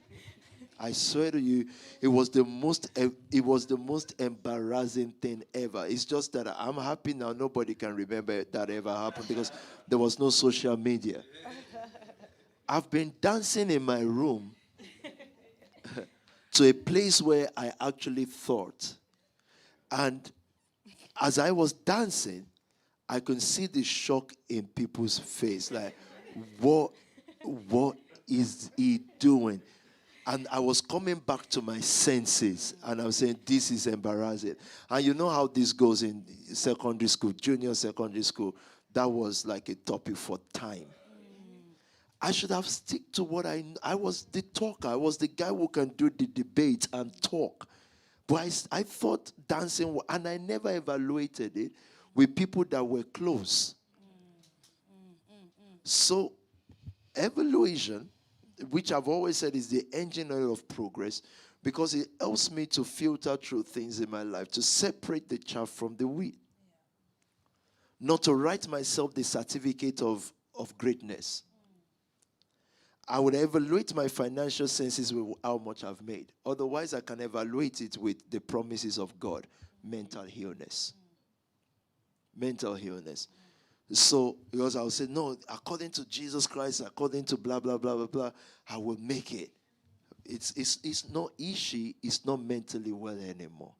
And religion makes it worse. So, how often do I evaluate? Now, me as PT now, almost every time. I've passed the stage where I can beat myself down. So it is right, don't beat you down. But I also have to check. I was still saying something about starting a channel. I was saying something to Pastor Hobie and Pastor Daniel Jr., Golomer, and others saying, okay, yeah. And I think I've said it to you all. I want to contest for an election. Yeah, but I'm going to evaluate. This has to be there. That has to be, and it's not based on prayer and, yeah, we can do it. No. Do we tick this box? If not, I'm going to wait for another 5 years, and I'm fine. That's evaluation. Otherwise, I'm going to overrate myself and say, yeah, we can do it. Oh, wow, da, da, da. I want everyone to talk. So when I call them in Nigeria, I said, let's talk, let's debate this thing. Is this thing proper? Otherwise, I'll be in my bedroom. And I would fantasize, and I'll come out with theories that it takes people 3-4 minutes to debunk and call it nonsense. Then I will call everyone that debunks it unbelievers. Mental illness. I'll say they just don't believe in Jim, our God can, they've gone mental. And at that point, I've known how to separate. And I learned something from this country. You know, when you deal with mentally depressed people, if a mentally depressed person, and I think they do it in Nigeria too, if he's telling you, don't you know me, I'm great, I can buy 1 billion, I will do this, they will not say no, they'll just say, wow. They'll say, then after that, they give you your injection. And they lay your bed and say, wow. And they will even encourage you, saying, I do hope your dreams come true. You say, yeah, thank you. And they give you your dressage. But can you just use your medicine? And you use it, and they lay you down on bed. So I think I learned over the years, don't argue. Someone says, I want to win election to be president of UK. I say, wow, that's fine. Don't worry. Sit down, calm down. That's fine. You see, we're supporting you. You blow the window, you give them the fan. They say, wow. He said, yeah. Now, take your medicine. You go ahead, take your medicine. Say, I want to register. But he said, yeah, they're fine. Register. Just be fine. And then you go to bed. Then you sleep. Whereas before, we'll be arguing with them. We'll say, no. But you know some people that have passed that level. They are now in a permanent state. A permanent state of a big hole, permanent place. And you live there. And I need to add this. This is important, and I think this will answer many questions. And Pastor Nikki mentioned it, that we can overanalyze some things. What God was saying to me this morning, by God, scriptures, it's about the parable of the talent. You remember it's a popular story where someone was going away, the master was going away, and he gave them all talent. 5, 10, and they multiplied it. So I think Scripture was re-emphasizing to me that the man who did not use his actually worked the hardest. Yeah, because he dug. Yeah. Others, the Bible says they gained. Yeah. But this one that made no money with it, dug. It was the most hardworking. This guy actually dug a hole. So I think what scripture was emphasizing to me this morning in my own thought time was the digging and the hole, which we'll talk about later. So you can say you're a researcher, you dig into things and say, I've dug into it and I've come to conclusion that those people are liars. Fine. He's a digger. He's gone to dig. So, but bringing it to the context of what Pastor Nikki said, it's about women again. You have the ability to think, and I think women most times are able to quickly pick wrong situation. They are discerning. Positively so. They can discern and say, you know what, I don't trust this person. Da, da, da, da. And I've said it before, most times men need to listen to their women partners and counterpart because they can smell things out, but I think they use that strength wrongly. They use it to dig to be unprofitable instead of being profitable. I think they channel it wrong. And it should have been channeled right. So I think they use it to analyze, to find gossip and to find why they would not like this person, whereas that talent could have been used to discern where to make money. Or to discern where to... someone said, if I tell my husband, I used to tell him and he knows I'm always right. Da, da, da. We know, but if you use it to produce some other things or to lead him right, what would have happened is we will believe more in you and stuff like that. So I think the natural ability and talent of a woman should be used to not dig hole, but to gain profit. I encourage you to read that scripture with this light again. I think it will help you a lot. So don't dig holes where you now have to start filling up with affirmations, filling up with relationship within the church. You're trying to fit a hole in. You're bearing the talent. Make profit. Don't dig holes. Thank you, sir. How do you keep your head quiet in a noisy place and prevent the outside environment from getting inside? Doctor? There are some questions that are scientific. I'm not sure I have a scientific answer, if I'm honest. But I think it will always go back. To be honest, a lot of the things I say is about training. Because when I think about my journey within the Nxtion, of the many reasons, the reason why I love a PT, the reason why I love my leader PO is because what they've been doing is just training my mind this whole time. So I personally, I don't think I have the magic bullet to answer that question, but for me, it's just permanently training that when my mind is speaking, I've trained it. You know, there are times when you can actually just stop talking. I'm doing something else. I can't entertain those thoughts right now. I've just been training my mind to become more disciplined over the past 4 years that I've been here. And that's what I'll continue to do. So, sorry, sir, I don't have a scientific answer. That was scientific. Control your phone content. Have you ever tried to... You picked up your phone to send a WhatsApp message to someone and you forgot. Why? Many other messages were there. Things came up.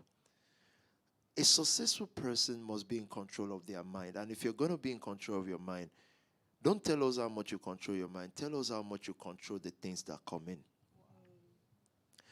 The Bible actually said, guard your heart with all diligence. Another one says, Peter says, and I'm just praying you guys can see the Bible for what it really is. And I know it's difficult. Peter said, if you do X, Y, Z, again, this is another scripture. He said, then the peace of God, a translation says, the peace of God will garrison your mind. This guy uses the Roman soldier analysis to tell you that if you think this way, he said it will garrison, meaning there will be soldiers around your mind. This is how important the mind is. It's like you put security guards, garrison. So it didn't just use soldiers, it said garrison, because they experienced the Roman oppression over their own nation. So they see how they are garrison, that if you want to protect someone, you're talking about layers upon layers upon layers of Roman soldiers protecting a certain institution. He said, that's your mind. So I have to read that scripture and think, how do I make the wholeness of God? Because the word peace, shalom. How do I make the wholeness of God garrison my heart? The things I watch. If you know how to control your algorithm, control it. Make sure that the things that come up, I told you, those YouTube settings, don't go and be subscribing to some rumor channel because you will be them. You can think someone says, well, it makes me, I've found a person, there's someone that is always abusing us on YouTube. You know how to subscribe to their channel, but you don't know. Then when I posted something, I said, how do I subscribe to Nxtion channel? He said, I subscribe to their channel to just know what's going on. No, I know you didn't. You did it. Yes, you think you know what is going on, but it's because they are your kind of people. Any of the channels that abuse or whatever they want, they criticize, whatever, look, you can tell this is not being abusive. The people on those channels, they are the lowest after the lowest. Because there's no one that will have interest. Look, you don't understand what I mean by lowest after lowest. There are guys in the hood. Then there are lower guys in the hood. That's the only set of people. How you subscribe to that? Because then your algorithm begins to show you others. This is not now about Spark Nation anymore. It will just bring your way. Then when you say, I just want to be current, please. So you're telling me that the gossip going on in Nigeria now, Ghana, is the current issue. The guy in Silicon Valley does not know. So why is that your own current? I don't want where I'm coming from to be my current. I don't want to know what is going on with a 40-year-old guy who comes from Lagos or Ibadan or Abuja. I don't want to know. I want to know something that is completely detached. Because even when I say I don't want to know, I hope you know that I already know. Whatever is going on there is normal. It's not big deal. So why is your own Twitter feed and everything, why is it not Silicon Valley based? I'm just using that as an example. Because there's also a current affairs going there. Going on there. So I think we just don't get to a place where we can completely reinvent. Because our backgrounds, the worms in us that feeds on information and feeds on certain food is just still the same. If I wasn't a pastor, I hope you guys know, I would have there are certain things that I will not do, including food. I'm probably somewhere lost in California, and I'm going to be completely detached.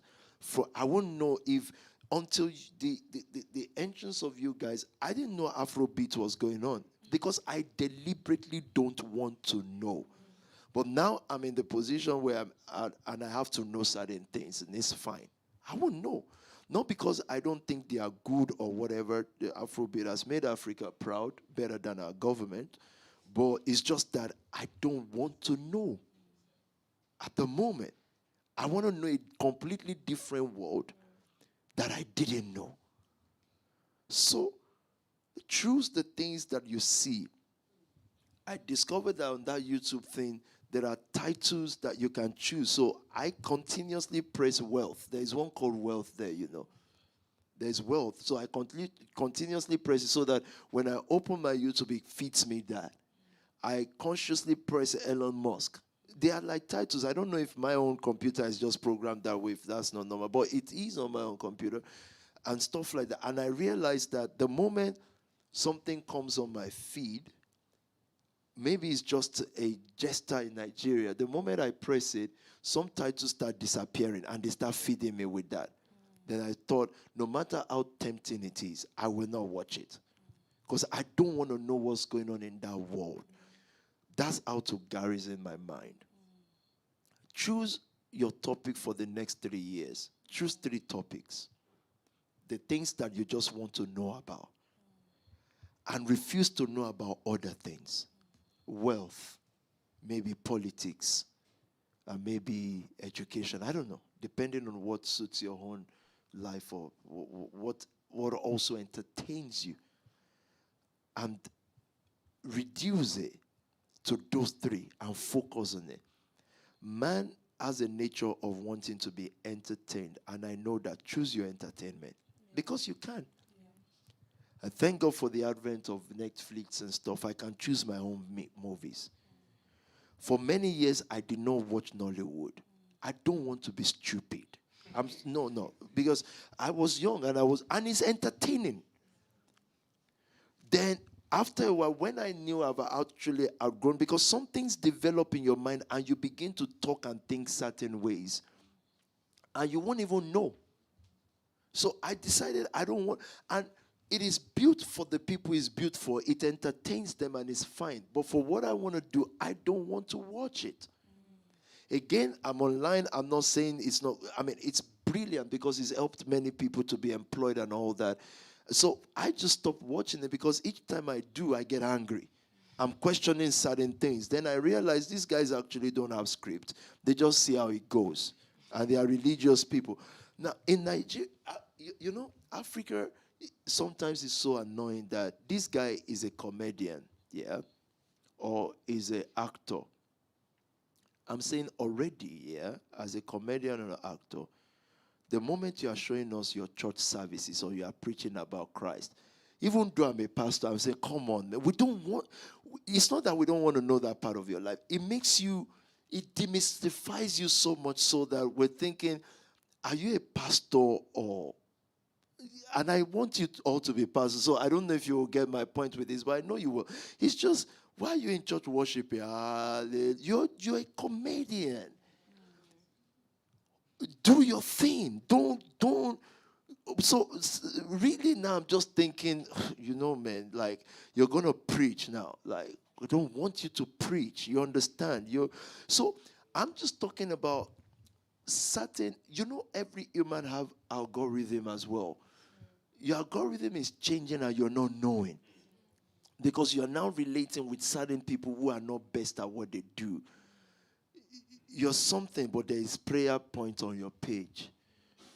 Yeah, seriously, there's prayer points, there is breakthrough point. And you're thinking, I don't want to watch your film thereafter because it doesn't just make sense. You understand? But those things change our mind and we don't know. And I know you, or most of you are international, you love African roots, but let me tell you, they will make you unintelligent and you won't know you've entered on intelligence. Patronize it, promote them because they employ people and help a lot of people, but don't get into it because it will change your mental algorithm. And anytime you meet someone that is always on that YouTube and talk, you'll know where they are coming from. You'll know this person is just at home entertaining themselves with inferior entertainment.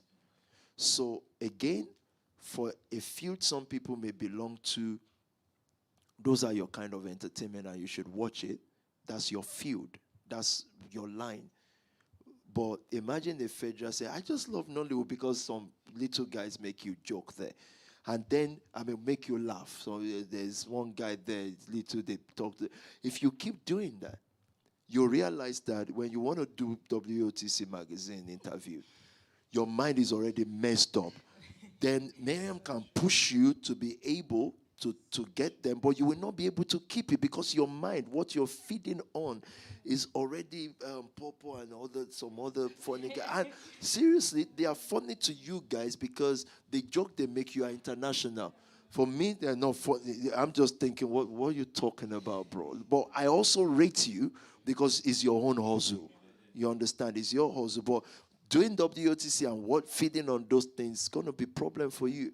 But if you're listening to a Kevin Hart or whatever, you already know. And anyway, I'll leave it at that because I also want industries in my country to grow. I want them to do well, and I support them. But yeah. Thank you, sir. You've answered many questions in that as well. So we're moving on to nation taking. And the question... Still, we have 15 minutes more, which is fine. Okay, sir. Question is, how do I stay committed to my service in church as an usher or choir member, for example, if I'm too busy with a global initiative? What's the global initiative? I'm not sure, sir. Exactly. So what is global initiative? Because if you're in the church, you're an usher. What we're doing right now, this is Dr. Emma here. What do you used to do in church, like when we used to meet, like church? When I first started, I was actually in the social media team, believe it or not. Oh, wow. Who put Dr. Emma in social media? How? Well, anyway. Yeah, and then I moved on to running the first responders. So basically, I used to help people who felt unwell during service. Exactly. She's still doing what she does in Pulse or whatever she does. And she's sitting there. At least there's about 2-3 countries watching us now. So PT is here. I've been in this country 16 years, and right now I'm global as much as I am. So what is global initiative? You have to act local and think global. Global is first of all thinking. I think that's why it's important that I also speak about what I just said about the movie industries and what you do as WOTC. And a time will come that you will interview people from that nation too. But they're all coming to you on your level, on your platform. Because you would always have wondered, why is there someone in Nigeria here who has 5 million followers? But if they come to London, they're nobody. Not to now talk of America. It's nothing. Why do you have 5 million followers and you're not global? Because you're local and you think local. And it's a big problem. And this is why America thrived. America is very local, You can be in your Texas for life. But their thinking is global. They just believe they run the world. Yeah. So think global. Your fellowship and the things you do in-house is your acting. That's local. But one thing I know about Nxtion family is that it challenges you to think global. So it's the thought, not the doing. I told you, and we've made jokes about this before, about churches. I would say, so ministry international. You're in Deptford, bro. And I understand you act that local, but then when we come near you, or when we came near you, your thinking was so local. Because you'll be local to be praying in a certain way. That means you're thinking everybody has that problem. Imagine you're preaching in London to London and you're talking about those who have marital delays, demon of marital delay. And you put international after your ministry. Huh? Exactly. It's an African demon. Exactly. So that's local. Both thinking and acting. Most churches in Nigeria can only work in Nigeria because of the poverty there. So you also poor people because of their poverty. And in Ghana too, of course. Because there is poverty there. There are prayers you won't pray elsewhere. And like we've always said, what government provides here, God does in Nigeria and Africa. Is God they are looking up to. We used to praise God when we call it light, electricity comes back. We say, wow, God is wonderful. What do you mean God is wonderful? It's something that government should do, So do what you're doing in-house. Do it well so that it can be recommended as an action on the global stage. That's all it has to be. And sometimes all you're doing in the house locally is just following. I don't know what you were doing in Love House, but globally now you are the editor of WOTC. But you didn't get there because you were a great editor. You were just local. I think you people used to live in Beckton or whatever that place is. You may say it's Canary Wharf. There's nothing Canary about that wharf there. But right there in that local place, you were doing your following. It could be that you were the girl who picked the food order when it comes. But you were acting local, you were active. Now you're global. WTC is global. That's how to get there. So don't even look for, but they didn't give me a mission or work to be doing. Just do followership. Followership is an assignment. Followership is a call. And Jesus was the first to show us that follow me. Wasn't that what he told Peter? And they were going all around Jerusalem and Judea together, or wherever they were. And then when Jesus was leaving, he said, now you go to the ends of the earth. But they were only following. What happens to followers is they quickly leave following and they want to go to the ends of the earth. Followership, local followership will introduce you to global stage. Just like it's doing with you, Phaedra. So, moving on to something, because you said that you don't have much time. How do I understand? No, not me. Me, I can talk to you tomorrow, but just, yeah. Okay, yeah.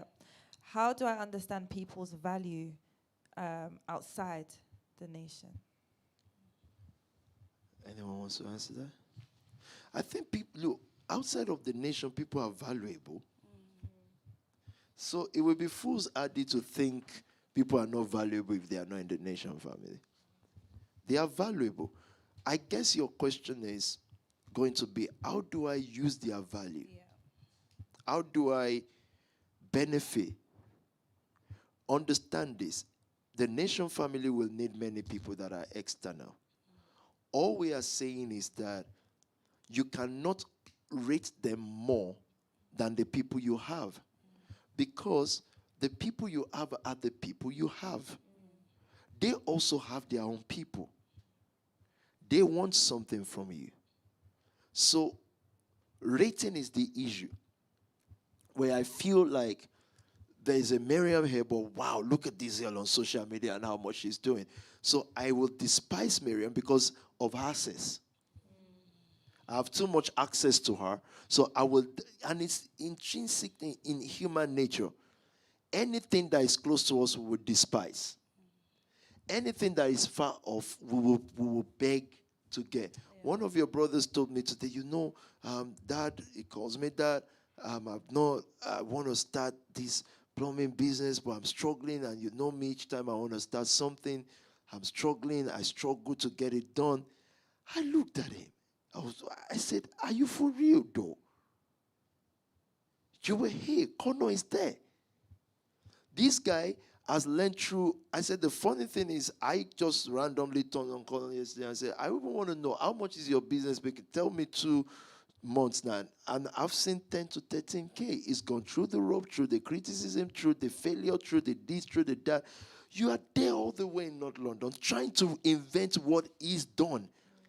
If you call him and he doesn't pick your phone, you need to beg him. You pursue something. So sometimes people, and I hope you know this is what the world does. They make themselves expensive so that people can ask for them. But if you're in the nation family, all of a sudden, because you have access to someone and you know they are come up and come down, they are not valuable. And then we begin to seek someone and say, how have you heard of these billionaires? Oh, no, but you had a Miriam. You had a Pastor Nikki. So our value system is what is wrong. So we're not saying we will not value those who are outside. We're just saying that we must value those who are inside.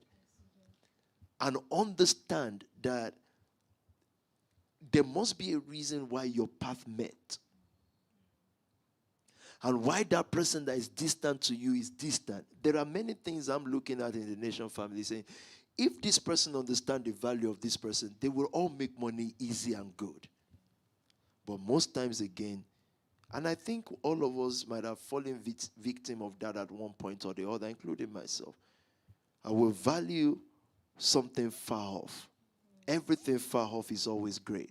Everything close by is always just there. Either from leadership to followers. And what made me grow and appreciate family more, meaning nation family, is I started realizing that nobody from the outside is going to do this thing for us. Then it made me see the brains around, value them more, and then say to myself, you know what? Nobody can add any value to me. If we're going if they're going to help me, we have to talk on the level of the value you're bringing. Many of you just don't understand the value of the ability to call upon 10, 20 real people and they are there. Yeah. Like the value of it, to have people. And these people, you know that if something goes wrong, they have someone that they fear in the name of a PT. Fear by fear, I don't mean panic fear. Someone that they can respect and honor. I don't think people understand the power of that.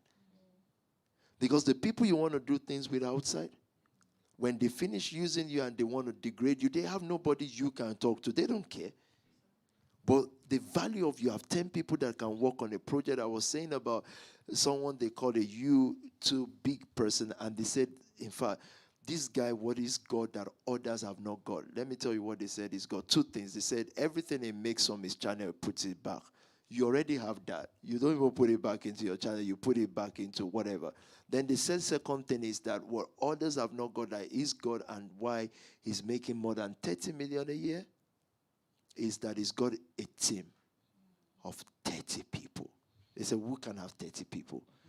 I'm like, Sam has 30 people. Everyone here has 30 people that you can call on from different places. Has a team. Value what is around you, and you will not find it difficult to know how to value those who are outside of the Nxtion family. So I will never disrespect anyone that is not in the Nxtion family. I will never think they are nothing. I will just say to anyone that is working with them, be careful, and know that people outside of the same message, they are not trustworthy. They have a pressure from their own world, and when they need to throw you under something, they will throw you under anything. Because every man out there always is going to be about them first. No matter how whatever they tell you now, when push comes to shove, it's going to be about them first. And so, but the PT is there, and I would always control and say, you can't do this. This is the way we go. People are the value. My thought. Because you touch value, and value for me is everything. Thank you, sir. I believe that's all we have time for, isn't it? No? Two more questions. Okay, perfect. I'll move on to some questions about you, PT. About me? Yes, sir, or for you specifically. What do you not know about me, guys, already? Imagine someone is in Spark Nation still googling PT. Like someone there, I want to find out about this guy. But, yeah, I'm just joking. Go for it. Someone just said, why do mothers compete with and stifle their daughters? My eyes just came to that in this note.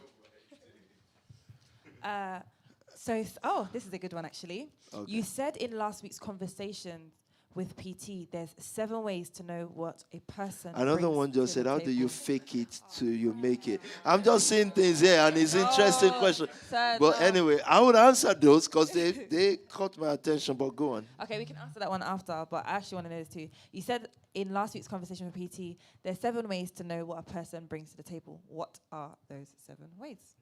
Wow, people want to know that. Yes, sir. I think, how do you know what someone brings to the table? 1, if your vision is clear. So if someone brings, because it's Nxtion family and it's PT now, the examples I can use are very limited, because if someone brings singing to the table, they bring singing to the table because I need it. But get your own vision clear, where you're going to, where you're trying to go to, and then when someone comes into your life, either in the Nxtion family or outside of it, check what they can add to it. And you must also have people who don't seemingly have, for now, what they can bring to the table. All they can bring is listening ears. So I'm not suggesting a theory of once someone comes into your life, he says, oh, what do you bring to the table? No. You know in your heart what it could be. And sometimes what you think it could be may not be it. But the reason why I mentioned about what people bring to the table is that many people will bring minors to your life if you go fit them into places of expectation where they cannot meet up. Because you are now expecting things from them that they cannot deliver. So some, they are just there for them to be invited to church. When whatever church reopening happens, they are just there to be invited. And that's all they can do. So don't bring that person to a place of expecting them to share some academic wisdom with you.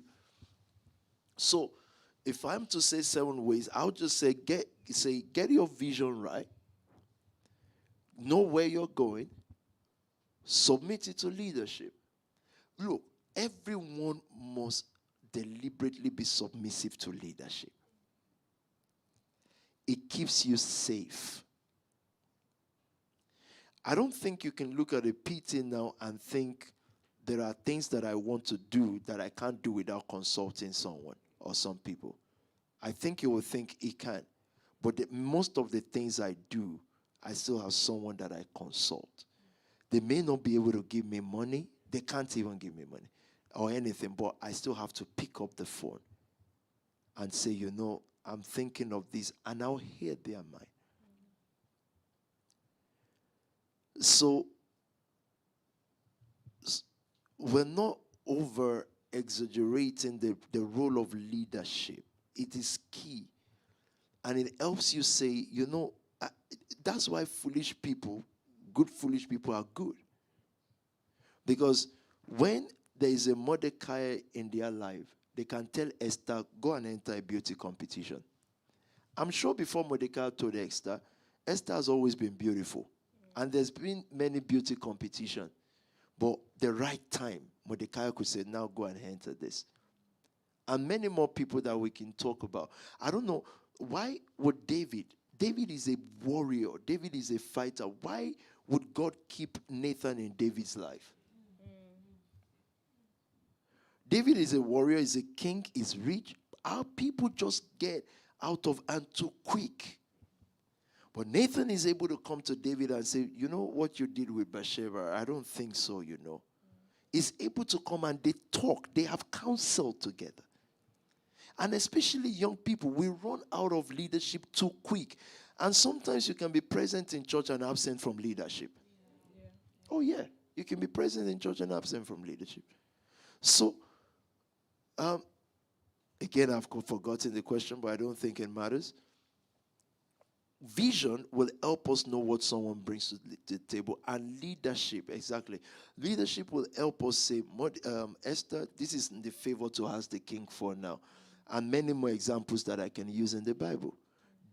Leadership will help us to know the right use of people. When we are young, we are very impressionable.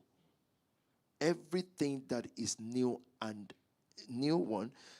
that we've been denied of will look great to us.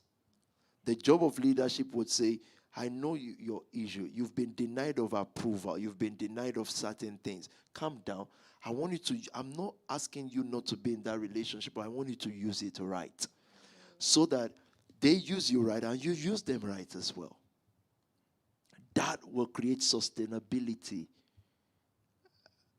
Yeah. Thank you. So I guess we can go back to that question that you wanted to answer before, the one about how do you make it? Two caught my attention here.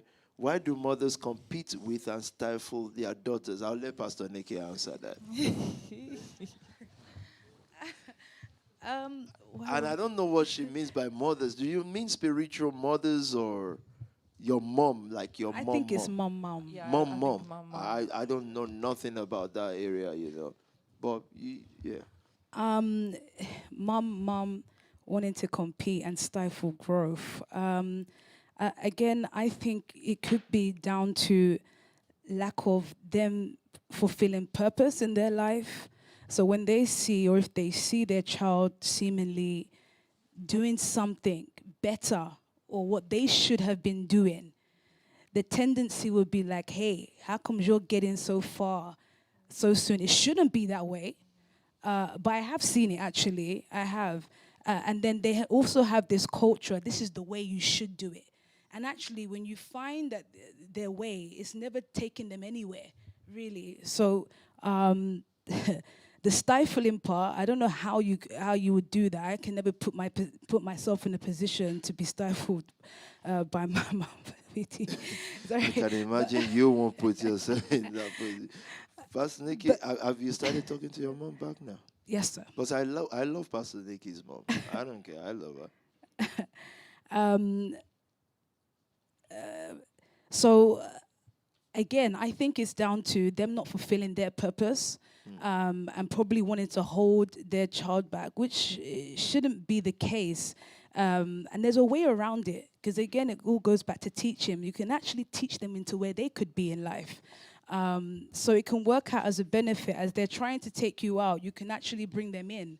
And that's actually the relationship I have with my mum now. So it's no longer Nikki, it's Pastor Nikki. Right. So there's a way you can positively manipulate certain situations. And so I've given her little bits of power. You know, I've given her room to do what she wants to do at times, but I know ultimately, you know, what it is. And I think she now understands subconsciously that this is how it works here. Yeah. And you can't cross this line. And if you cross this line, Yeah. Yeah. yeah. I think watching now, especially most of you watching you now, the relationship of a parent to kids, very dynamic. I mean, very interesting. The kind of parents that I've come to find out. And I think most times they mean well. So let's not even doubt about what they mean. They mean well. And sometimes the things that can come across to this young lady or man are stifling. For them in their mind, they are not trying to stifle you. They are trying to even make you do great. So sometimes you have to grow up quick enough to discern what they are trying to say. I didn't say accept, discern, so that you find a way to interpret it and to respond to it. I have no doubt whatsoever, and I've never changed it for once, that honor to parent is major. But honor does not mean being dragged down by. Because what would happen from our community naturally, because our predecessors in the name of your parent, they didn't know better as well. And they still don't know better. And there's something about age that makes you feel you now know better. Meanwhile, you didn't use it when you were 30 and 40, but now I know it. No, it's not going to work. But I think relationships develop when there's no dishonor. But there's firmness. A person has found purpose and they're going to do it. I think what I've realized that then happens, of course, you have exceptional cases where the parents are just extremely stubborn and will not have it. That's also a mental illness, by all means, because you can't see someone grow. You said, don't go that way. Then they grew. Then they made it. Then they are fine, and you're still fighting it. That's a illness. Well, it's not for the child to then say to daddy, you are healed. Or no. It's just, we will all come to a table of respect, where it is no longer Nikki, it is Pastor Nikki, because of your firmness. Not disrespect, firmness. And a normal parent would then see that your firmness and say, you know what, I was wrong. Or maybe not even I was wrong, or I'm beginning to see this. Then we can talk as matured people. I don't want to grow controlling my child or daughter, either what people call spiritual sons or spiritual daughter or biological. I am actually eager for them to come to a place where we can have conversations, when we can talk about things, reason about things. And that's not how much money they have. Usually parents do that when their children have now become footballers and they are breadwinner. It's a shame. But we can talk, because I now respect this guy, and we can map a future together, conversations. At the beginning, I don't think I had that with my own dad. But of course now we have, because we can talk, we can have conversations, I can pick his mind, and still he knows he has power. Whatever PT has become, he knows there are deliberate power, like Pastor Nikki has said, and that's intentional. Now, what do you think about this? But it might be that you've made up your mind on what to do, but at least you make someone feel some way. However, please, let me just put a disclaimer out. There are people who have extremely wrong parental. Like daddy has disappeared for time. You're not going to be robbing his mind. His mind is messed up. You understand? So there are extreme situations. That's what I'm trying to say. But in this kind of question, I think there's still a relationship there. Stifling again can mean you are coming to a Spark Nation. They don't understand what it is. It's typical of a black person. They describe something moving in the bush from a distance. That's why they are backward. They say there's something in that bush moving, and they start running. They say, don't go near that bush. May God. And then from there, they will be developing myths. They'll say the snake beat someone. That's what black people do. They develop old wives' fables. They didn't see it, Whereas if a white person sees anything moving in a bush, you know what he's going to do? He's going to get a camera and he's going to go and look at it. If that thing lights, it can be a three-headed snake. He's going to sit with it and try to know, why does he have three heads? So what we develop in myth and use it to scare people, white persons find out. I told you the other day, case happened. Two people's house were visited by the police. One of the moms said, oh, yeah, my daughter started going to that Spark Nation. I don't know what they are doing. You know what the white person's parent did? Picked up his car and came to meet me. They are just civilized. I'm sorry, people can think they are just civilized. They are just civil. Because the reason why we're not then agree with such a mother is, I'm saying, how old is your daughter? At least 24. So your daughter haven't followed something for 3-4 years. You don't even rate her to a place where you can sit down with her and say, so you actually believe that you have an imbecile child who is not capable of making this decision, who is not capable of doing anything good in life. You know that's the message indirectly.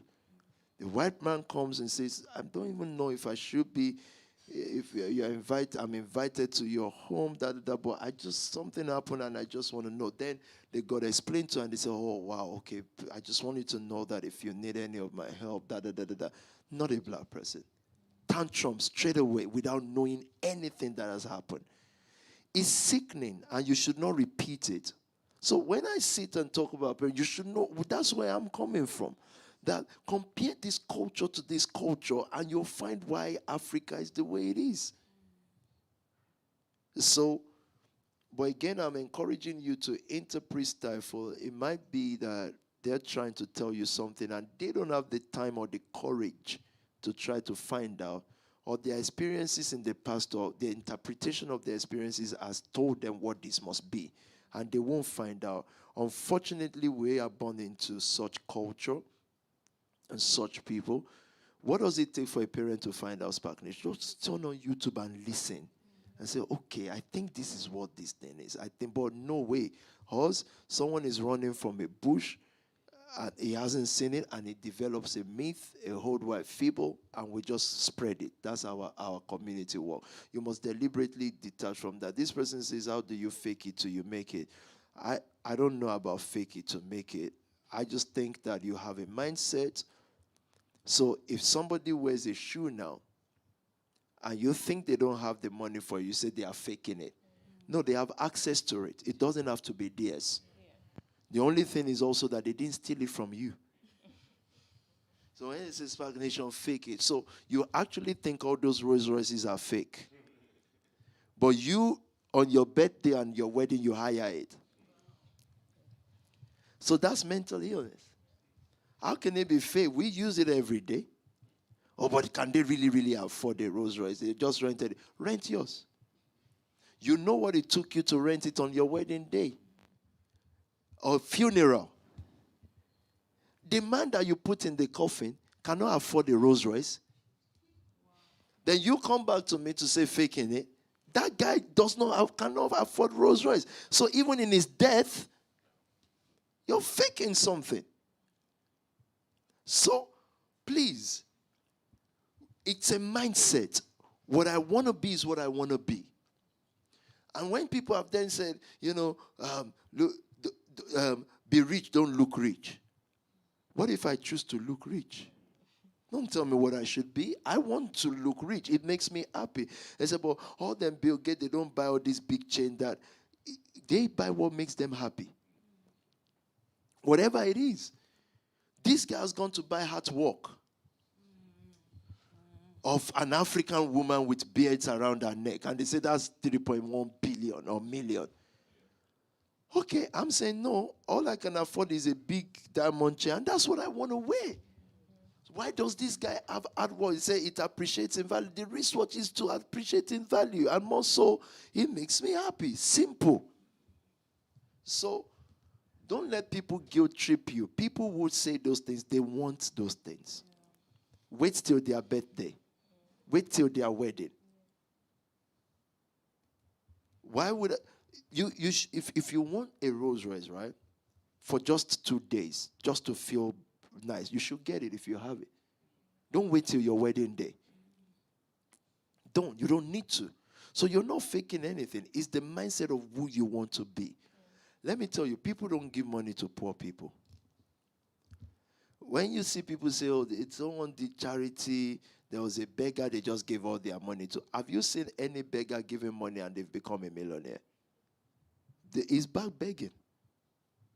People don't give money to poor people. People give money to people that can multiply their money for them. They won't look at you and say, oh, wow, you're so poor. You say, wow, yeah, you don't understand how poor I am. I'm going to invest 1 million with you for your poverty. No way. Nobody, you won't do that. Even a poor man won't do that. A poor man is seeking the rich man to invest their money with. So if you like, you can call it fake it. But for some of us and those that I know, they live the life they want to live now. And if God has given you access to be able to pick your brother's shoe because you're going to a meeting, I will gladly give my wristwatch to a person who says, sir, I'm going to a meeting and I have to look this way. I'm saying, take the wristwatch. He said, I just want to go as me, real me. I said, real you, right? You're kidding. No, take it. Go there. Talk to them. Because it is not about the idea you have or not. It's about, can they trust you with certain things? And so you're not faking anything. But if you are really just faking it, then don't fake anything. Be what you want to be. And if God blesses you, again, I repeat, with access to certain looks, take everything. Say, I just don't like when people pass down clothes to me. What are you talking about? Is clothes an asset? Clothes is no asset. Clothes belongs to people. And if you can have access to a PT's wardrobe and you won't, but if you can, are you older than me? Are you bigger than me? Because I've heard people say those nonsense before. Pastor Sam, people will know it's Pastor Sam's shoe. Are you older than Pastor Sam? Are you bigger than him? I don't understand. It is pride, insolence. I say, I'll just make my own thing myself. Why? I don't understand why. So you're not faking anything. You look nice. You look good because you have access. And that can keep burning the world. They can keep getting angry because we all look like we wear designers. And imagine someone actually says, oh, they just wear shoes from each other. That should make people love each other. Women do it. So I've seen women outside of the nation borrow people's hair. You're borrowing someone's hair and you're telling me about the Swag Nation is faking it. Really? Really? That's sickening. No, what we are saying is what we all own, we own it together. Imagine I pile up clothes in my wardrobe. Endless. Imagine all the drip I've had in 2016 is still in my wardrobe. And I'm competing with a footballer.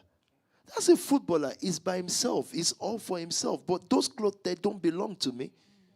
They are yours.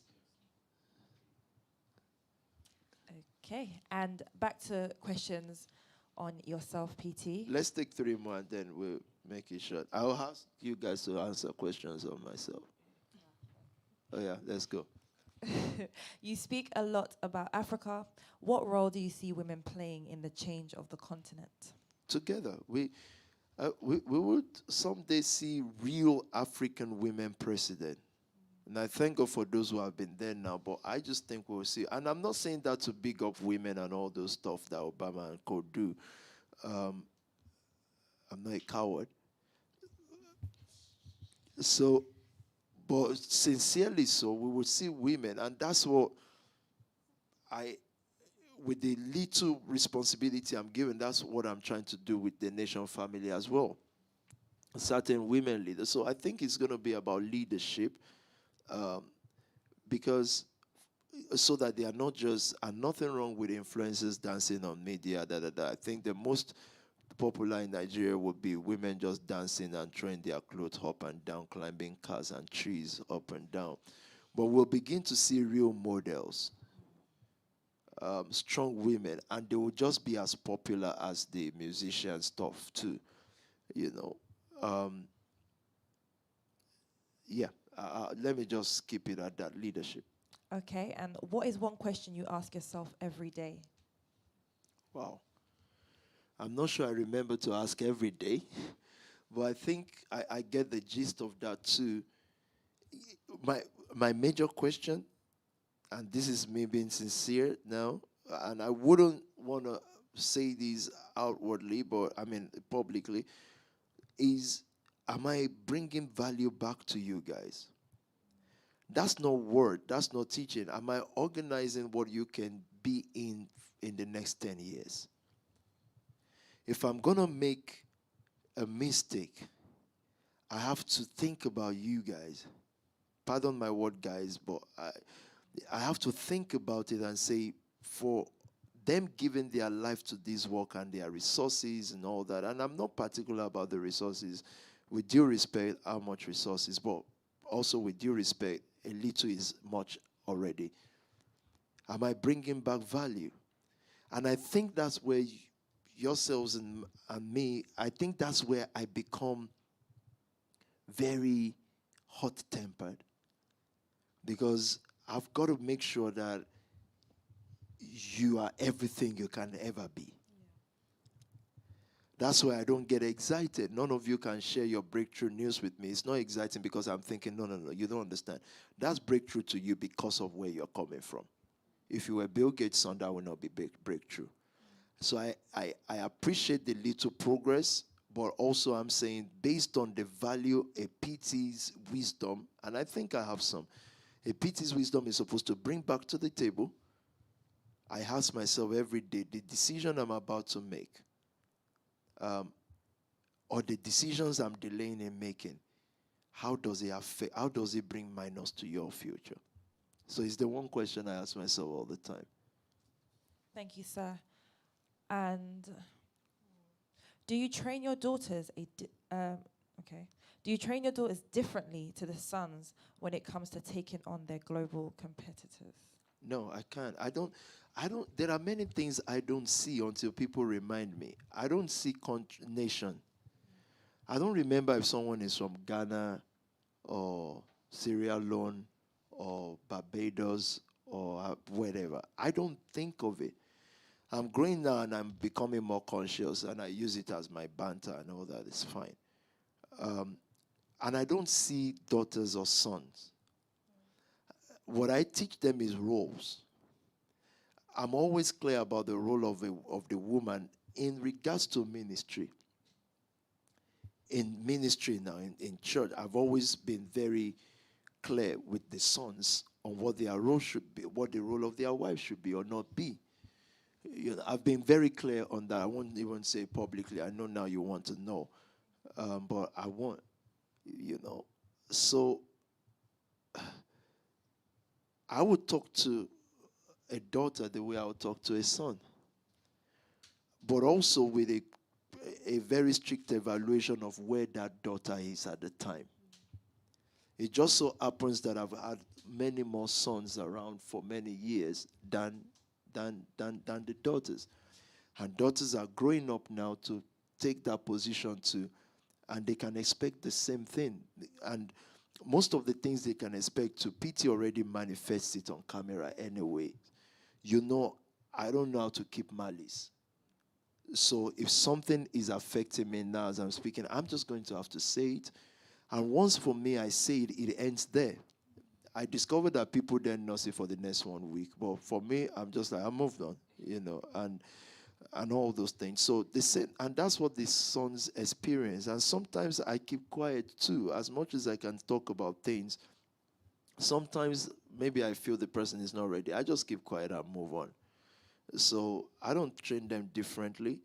I think I don't see color. I don't see nationality. Until I saw a rumor, someone said the guy is forwarding all the money back to his home country. I said, I've even forgotten I'm from Nigeria. I don't know. What's my home country? I've been in the country for 16 years. I've not left this place. All of a sudden, I'm thinking of my home country. And funneling the money back is to build a center that doesn't have my name on it. Probably the chairman and the da is one Ghanaian and one stuff. So how is it mine? How is he? What does he have to do with me? But again, of course, people will say that, or some people will say that because that's what they do. That's what they would do. That's what they know. So it is training everybody the same way, understanding where they are at in that journey in their life at the time. Okay. Do you have time for more questions, sir? One more? One more. Okay. As you consistently grow in your skill set of fatherhood, leadership, nation building, and global takeover, does your self-worth evolve, or are your core principles still the same as when you first started out in your journey? Core principles must remain the same. Principle is based on exposure per time. But the core, for me, like the core that will remain is I believe in Jesus. I believe he's the Son of God. I've never believed swearing. When you people say swearing or not, the other day my mom called me and said, "Oh, so heft up," you know. So she's about 70. Because where I'm coming from, that word is not deep. It's my mom, 70. You know, she doesn't know that. I'm like, huh? She said, yeah, they heft up a lot. So there are some things that are not core. But that Jesus is Lord, that people must treat people with respect, that there must be justice. Meaning, if two of you in the Nxtion family now have disagreements, I must prevail over it, or your leaders must prevail over it to bring justice. To say, no, you treated him wrong, that's justice. So those are core things. Depending on the demand of life at times, certain expressions will change. Certain things will evolve. Did that answer that question? It's a long question. So I've dealt with core principle. Then what was the first part? The first part was, does your self-worth evolve? Your self-worth will evolve as you do certain things more. Yeah. You will believe more in yourself, and people will believe more in you because you're doing it over a stretched period of time. So my self-worth, you begin to realize how powerful you are, actually. I think that's one thing. I think I told Pio one day, I said, when you guys begin to discover how powerful you are, then, so for me too, last year I discovered how much powerful I am. You have to understand the power you have and what it can do. And the discipline of that core principle, is how you then channel it to make sure that you don't misuse it. So it took some people outside of the nation who are way much older and maybe exposed in the nation to tell me, you're so powerful if this, if you speak, this number of people actually would do anything. For me, I didn't see it, but okay, I get it now. But then how do you control such a power? Your core principle. And your core principle. So I discovered that most of the people who criticize or abuse you guys or abuse us, you see, for them, yeah, they're looking from the outside and they know your power. They know a PT's power. And in their head, it must be that he uses it like that. And if he wants to use, let's even say he's not using it like that wrongly. Now, if he wants to, who stops him?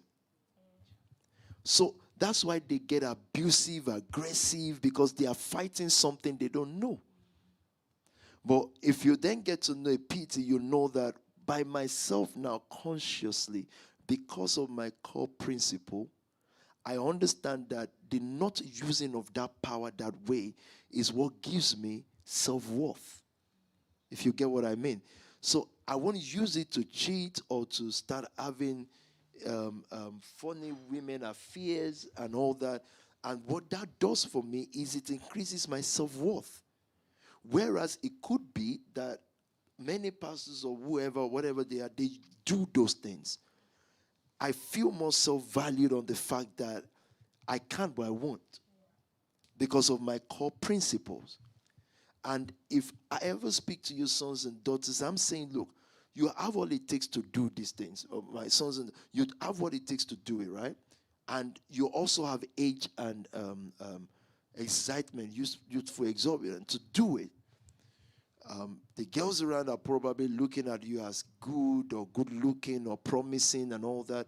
You see, when you don't do it, that's the power and that's that self-worth because of certain core principle. So when you do it, I don't think less of you. I don't think you've missed heaven and all those grand words. I just understand that you have a lower self-worth.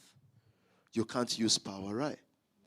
Also, when you do it at a certain age, I don't want to say it's fine, but it's okay. When you've now gone through it and you've gone through certain exposure and you still do it, then that means self-worth is low. That means you're seeing a man who, however they feel, they will just do it and they will use the power they have to do it. And that's why countries like this came up with media, they came up with certain things that will bring big men to accountability. So if they face us, they are just saying, they are assuming. But you know why I know that a time will come that the only major thing going on powerfully from government to so is stagnation is because God is a rewarder. Unless we're all saying God does not exist. What they expect that we're doing, they must think for young people to be given like this, they must be forcing them. It's their own head. Because they naturally don't do it. But I've not seen one situation of forcing in this place. Because the person writing it must then be able to ask, okay, can I ask you a question? How exactly were you forced? Then everything that they put on news will fall apart. And that's why that thing cannot normally and truly hurt you guys, because there's nothing in it. It doesn't exist. So really, it doesn't hurt. It has noise, but it doesn't hurt.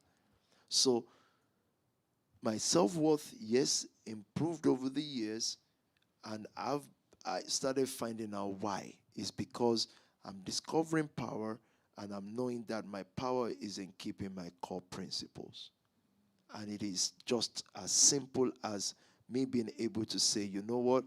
I can say for years, I've never sat with anyone to cheat them out of money or whatever else people do, or sexual stuff. It's not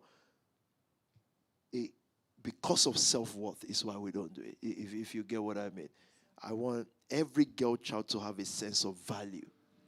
I want fatherhood to really be redefined, whereas people outside of here will say, all these things that only God knows what will be going on underneath. You can speculate, but the truth remains the truth. Thank you, sir. And that's all we have time for today, isn't it? Yeah. Well, thank you. I'm not quite sure how to round this up. Thank you, Pastor I'll Nikki. let them give a departing word. Yes. Pastor Nikki, Pastor Dr. Emma, then I'll round up. I would say one thing, actually, just to spin off of what PT said earlier in regards to algorithms. And I put them with suggestions. I'm very careful of the suggestions that come my way. And we should all be careful of the suggestions that come our way, because normally they usually feed to the appetites that are in us.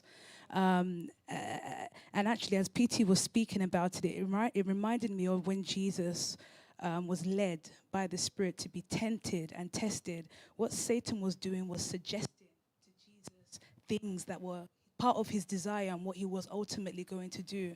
So I'm very careful, because what that would have done, thank God, if Jesus had submitted to those suggestions, it would have made him a lesser man. It would have kept him low. So I'm very careful of the algorithms and the suggestions that are around. And you're so careful to listen to so many people. I've made it a very deliberate that I only listen to one or two people now. In fact, 2 people, 3 people. I've made it very, very, very deliberate, because I don't want anything to mess up the flow and the pattern of where I should be, because of the desires and appetites that are still in me that haven't died yet. So that's my little nugget for someone to take with. Just be careful of the suggestions that you're getting, and they come in the form of algorithms, the ones that are in your mind and in your heart already there. Be careful of them and check with wherever you're following, is it in line with where I'm going, or is this thing trying to keep me the lesser man? Yeah. Thank you. That's powerful, though. I think I'll just reiterate one thing that I'm going to take from this whole period of the questions is PT said that success is scientific. It's not about, oh, you'll get a blessing here or a blessing there. There are things that you do that will culminate in a certain outcome in the years to come. So we know the power of words. That's why we sit under the word several times a week. So really just one thing I'll take away from what PT said today is about there are practical things that one can do to protect oneself, to build barriers around the mind, to build barriers around the heart. And I think social media is a big thing that keeps coming up in that we can't, just allow our minds to be invaded by whatever the world chooses to invade it by. So I think that's definitely something that I am going to go back and think about a lot more because it's so practical. You can't say, oh, I missed that. That's something that's so black and white. Go back and check your accounts, check the things that you're looking at, check the people that you're speaking to. It's something so, something that looks small but can end up being massively significant. So I'm very thankful for, I'm always thankful for practical things because, like I said, I don't trust my mind to always behave. So I need to put these things in place that will help me and will guarantee that I stay along this path that we've all chosen to follow. So I'm very, very thankful for PT allowing me to sit here today and for all these questions and all the wisdom that we've gained over the past few weeks. So yeah, I'm definitely going to take that one back home with me. Thank you. The Bible says iron sharpens iron. So shall a man sharpen the countenance of his friend. I most times don't think you have much problem. I just think you have much people. So, and if you've gone to the school of success, you realize it's not about what you do right or wrong.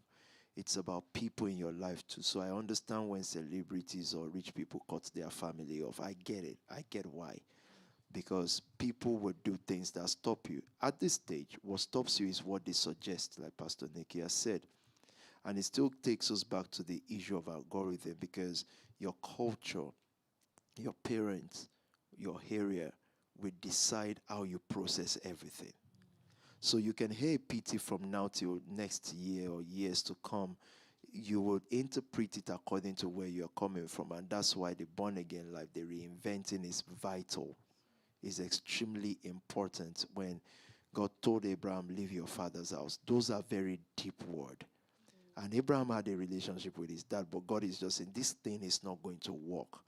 So I still see that the struggle of most people is that there is a worm, an appetite that makes you feel relevant in a lesser world. It makes you feel entertained and relevant. And unless you're willing to cut that thing completely off, and sometimes when you're starving your worms, you'll run to the bathroom many times. When you're starving your worms, you have to be hungry. It is not just something that you do easily. It is a complete shock to your system. Imagine those of you who are eating healthy now. You see how quick you go back to your unhealthy eating because there are worms in you that are used to pomo. It's just used to pomo and cow food. So that worm is crying. It's saying, this is sea bass. What is the meaning of this? Yeah. So, and that worm until you hear, that means you are breaking a bone or something. The same thing applies to our lives and missions. So I just think if I can find a person who is completely willing to unplug from a word and plug into one. I told one of your brothers, I said, you cannot do Oxford from Nigeria. It's not a problem with Oxford. It's just that the foundation of this place was built on those ideology. The moment you step foot into that place, if you like, you can be in a room and you're not mixing up with that atmosphere. Yeah, that environment is built on the principle of reverse. The only way Nigerian economy works is reverse. It's going back. Before we know it, they're going to start selling coal, to build the economy. It's reverse system. Whereas what built places like Oxford or Harvard or whatever is research into the future. Yeah. So from the person that is serving you food in your hotel room to the person you're going to see as the driver, they are on the ideology of reverse and their churches. That's what controls life in a church prayer meeting. They don't even need to open their mouth and talk to you. They're already infected. Of course, we will change the nation, but So, in other words, the reason why I use Oxford and as example is this: you cannot do nation family from Beckton. That's all I'm just trying to say. And Beckton now is not a location; it's the mindset of what built the people there. So you cannot do that. Place is built on reverse. It's built on a certain hood lives. And look at if them Jay-Z grew up in their community, the moment they have little, they left. They can no longer work with the mindset of those places. So that's why I'm saying that until we find people who are willing to completely unplug themselves and plug them, because sometimes you can unplug and not plug themselves into a certain school of ideology, then we cannot push this thing through. It has to almost be like another world don't exist to you. And that's why the nation family is a world on its own. Everything is just like you can shut the whole world out. Yeah, like you said, it's like a matrix. And people are talking about COVID, that we were in our own houses. This is one of the houses. We're in Chelsea now. So why do I need a big man's house somewhere? I'm just in another house, and everyone I see is just like they are plugged into their own world. But the problem is you have one or two people who bring that world in here, and you have to be careful enough to say, no, I'm not disapproving of your breakthrough or your breakdown, whichever way it's going. I'm just saying you can't really bring it in here because we're trying to recreate that world by creating this. So if you go Harvard, you go also, they plug you into a world completely different from wherever you're coming from. They don't care if you were an influencer. They're just saying, look, you're going to sit with this exam because we need you out of that world. So if you take anything away from this as women, there's a lot of women work going on. People are starting to say they want to start community. They want to start community. They're all trying to do it now. We've been doing it for time. Plug yourself into that. Base your whole faith on one thing. Of course, the Lord Jesus Christ and faith. But also base it on the fact that, look at a PT. You will not sit down and have conversation with me and think, oh, this guy, if they invite him to presidential panel, will make us ashamed. You do know that when I open my mouth, wisdom will come out. Base your faith on those wisdom. And know that before I preach a thing to you, I'm going to think through it a lot. A lot. I'm not going to come and tell you about some goddamn miracles. But I do believe in miracles. But my job is to carve out a people out of a people. Believe in that. Believe in your leaderships. If you don't belong to a family, make sure you go plug yourself into a family. Make them known as your leaders. And just believe that this world, as much as we say we have faith, this world has systems too. And those systems God is teaching us to put in the nation family. And the system we must trust, and it will work for us. Thank you, sir. And I just want to say thank you from all the Phoebes and WOTC for this opportunity for us to ask these questions. So thank you, sir. Thank you all. I hope you all get this. Financial Times for Women is so important to me. I've told them I need them to be more daring in their reports. Daring does not mean frivolous. More daring, how to make money, those kind of things. And I do pray that they are able to aim for 14-year-olds, 15-year-olds, and just keep doing it. But seriously, I want to thank all the Phoebes. I thank you for the support, unflinching support you have for the Nation family and for me. And because of you, I got an award, which is the King of Drip. So even if I've not gotten many other awards, it's a good start place for me, and I'm proud of my award, even though I declared it, and then people said, okay, that's fine. So, but honestly, you do know it helps us for now to project an image that we want to project. So I don't know how that department works and what goes on or not, but I can only imagine that many of you are putting in a lot of effort, and I want you to know that every day when I wake up, like the question you asked, I'm thinking of value back to you in multiplied fold. So I appreciate your giving. I appreciate your excitement in the giving. I appreciate you not dividing the group. following the Pastor Miriam's or whoever is leading it now. I know very little about Phoebe, I must be honest, but thank you for following. Thank you for the great work you're doing. And it is not a coincidence, even though it looks like one, that it's about this time last year that we had the women talk with the vice president or da. It's about this time last year. And you know how this came about. We were just gisting, and again, the reoccurrence happened. So I thank you for it. As for Spark Nation and Nation Family, we will keep having conversations like this. I'll make sure this happens twice a week or things like that, because I just think people just don't know. And I think that now that people are knowing, we'll do better. So sometimes we just don't know. There are many little details that we are oblivious of. And we as leaders can actually think you should know. And that's why we argue. So I can come at you and start fighting you, but I think now I'm thinking, I don't think he knows you know. And that's why I'm sitting on couches now to have discussions. And we'll do this till end of June probably, just discussing. So please keep asking questions, even though we cannot finish all of it. But please keep asking questions, however silly you think they are. We will set up panels and we'll answer them. Thank you all once again. I can see all the comments, but thank you all. God bless you.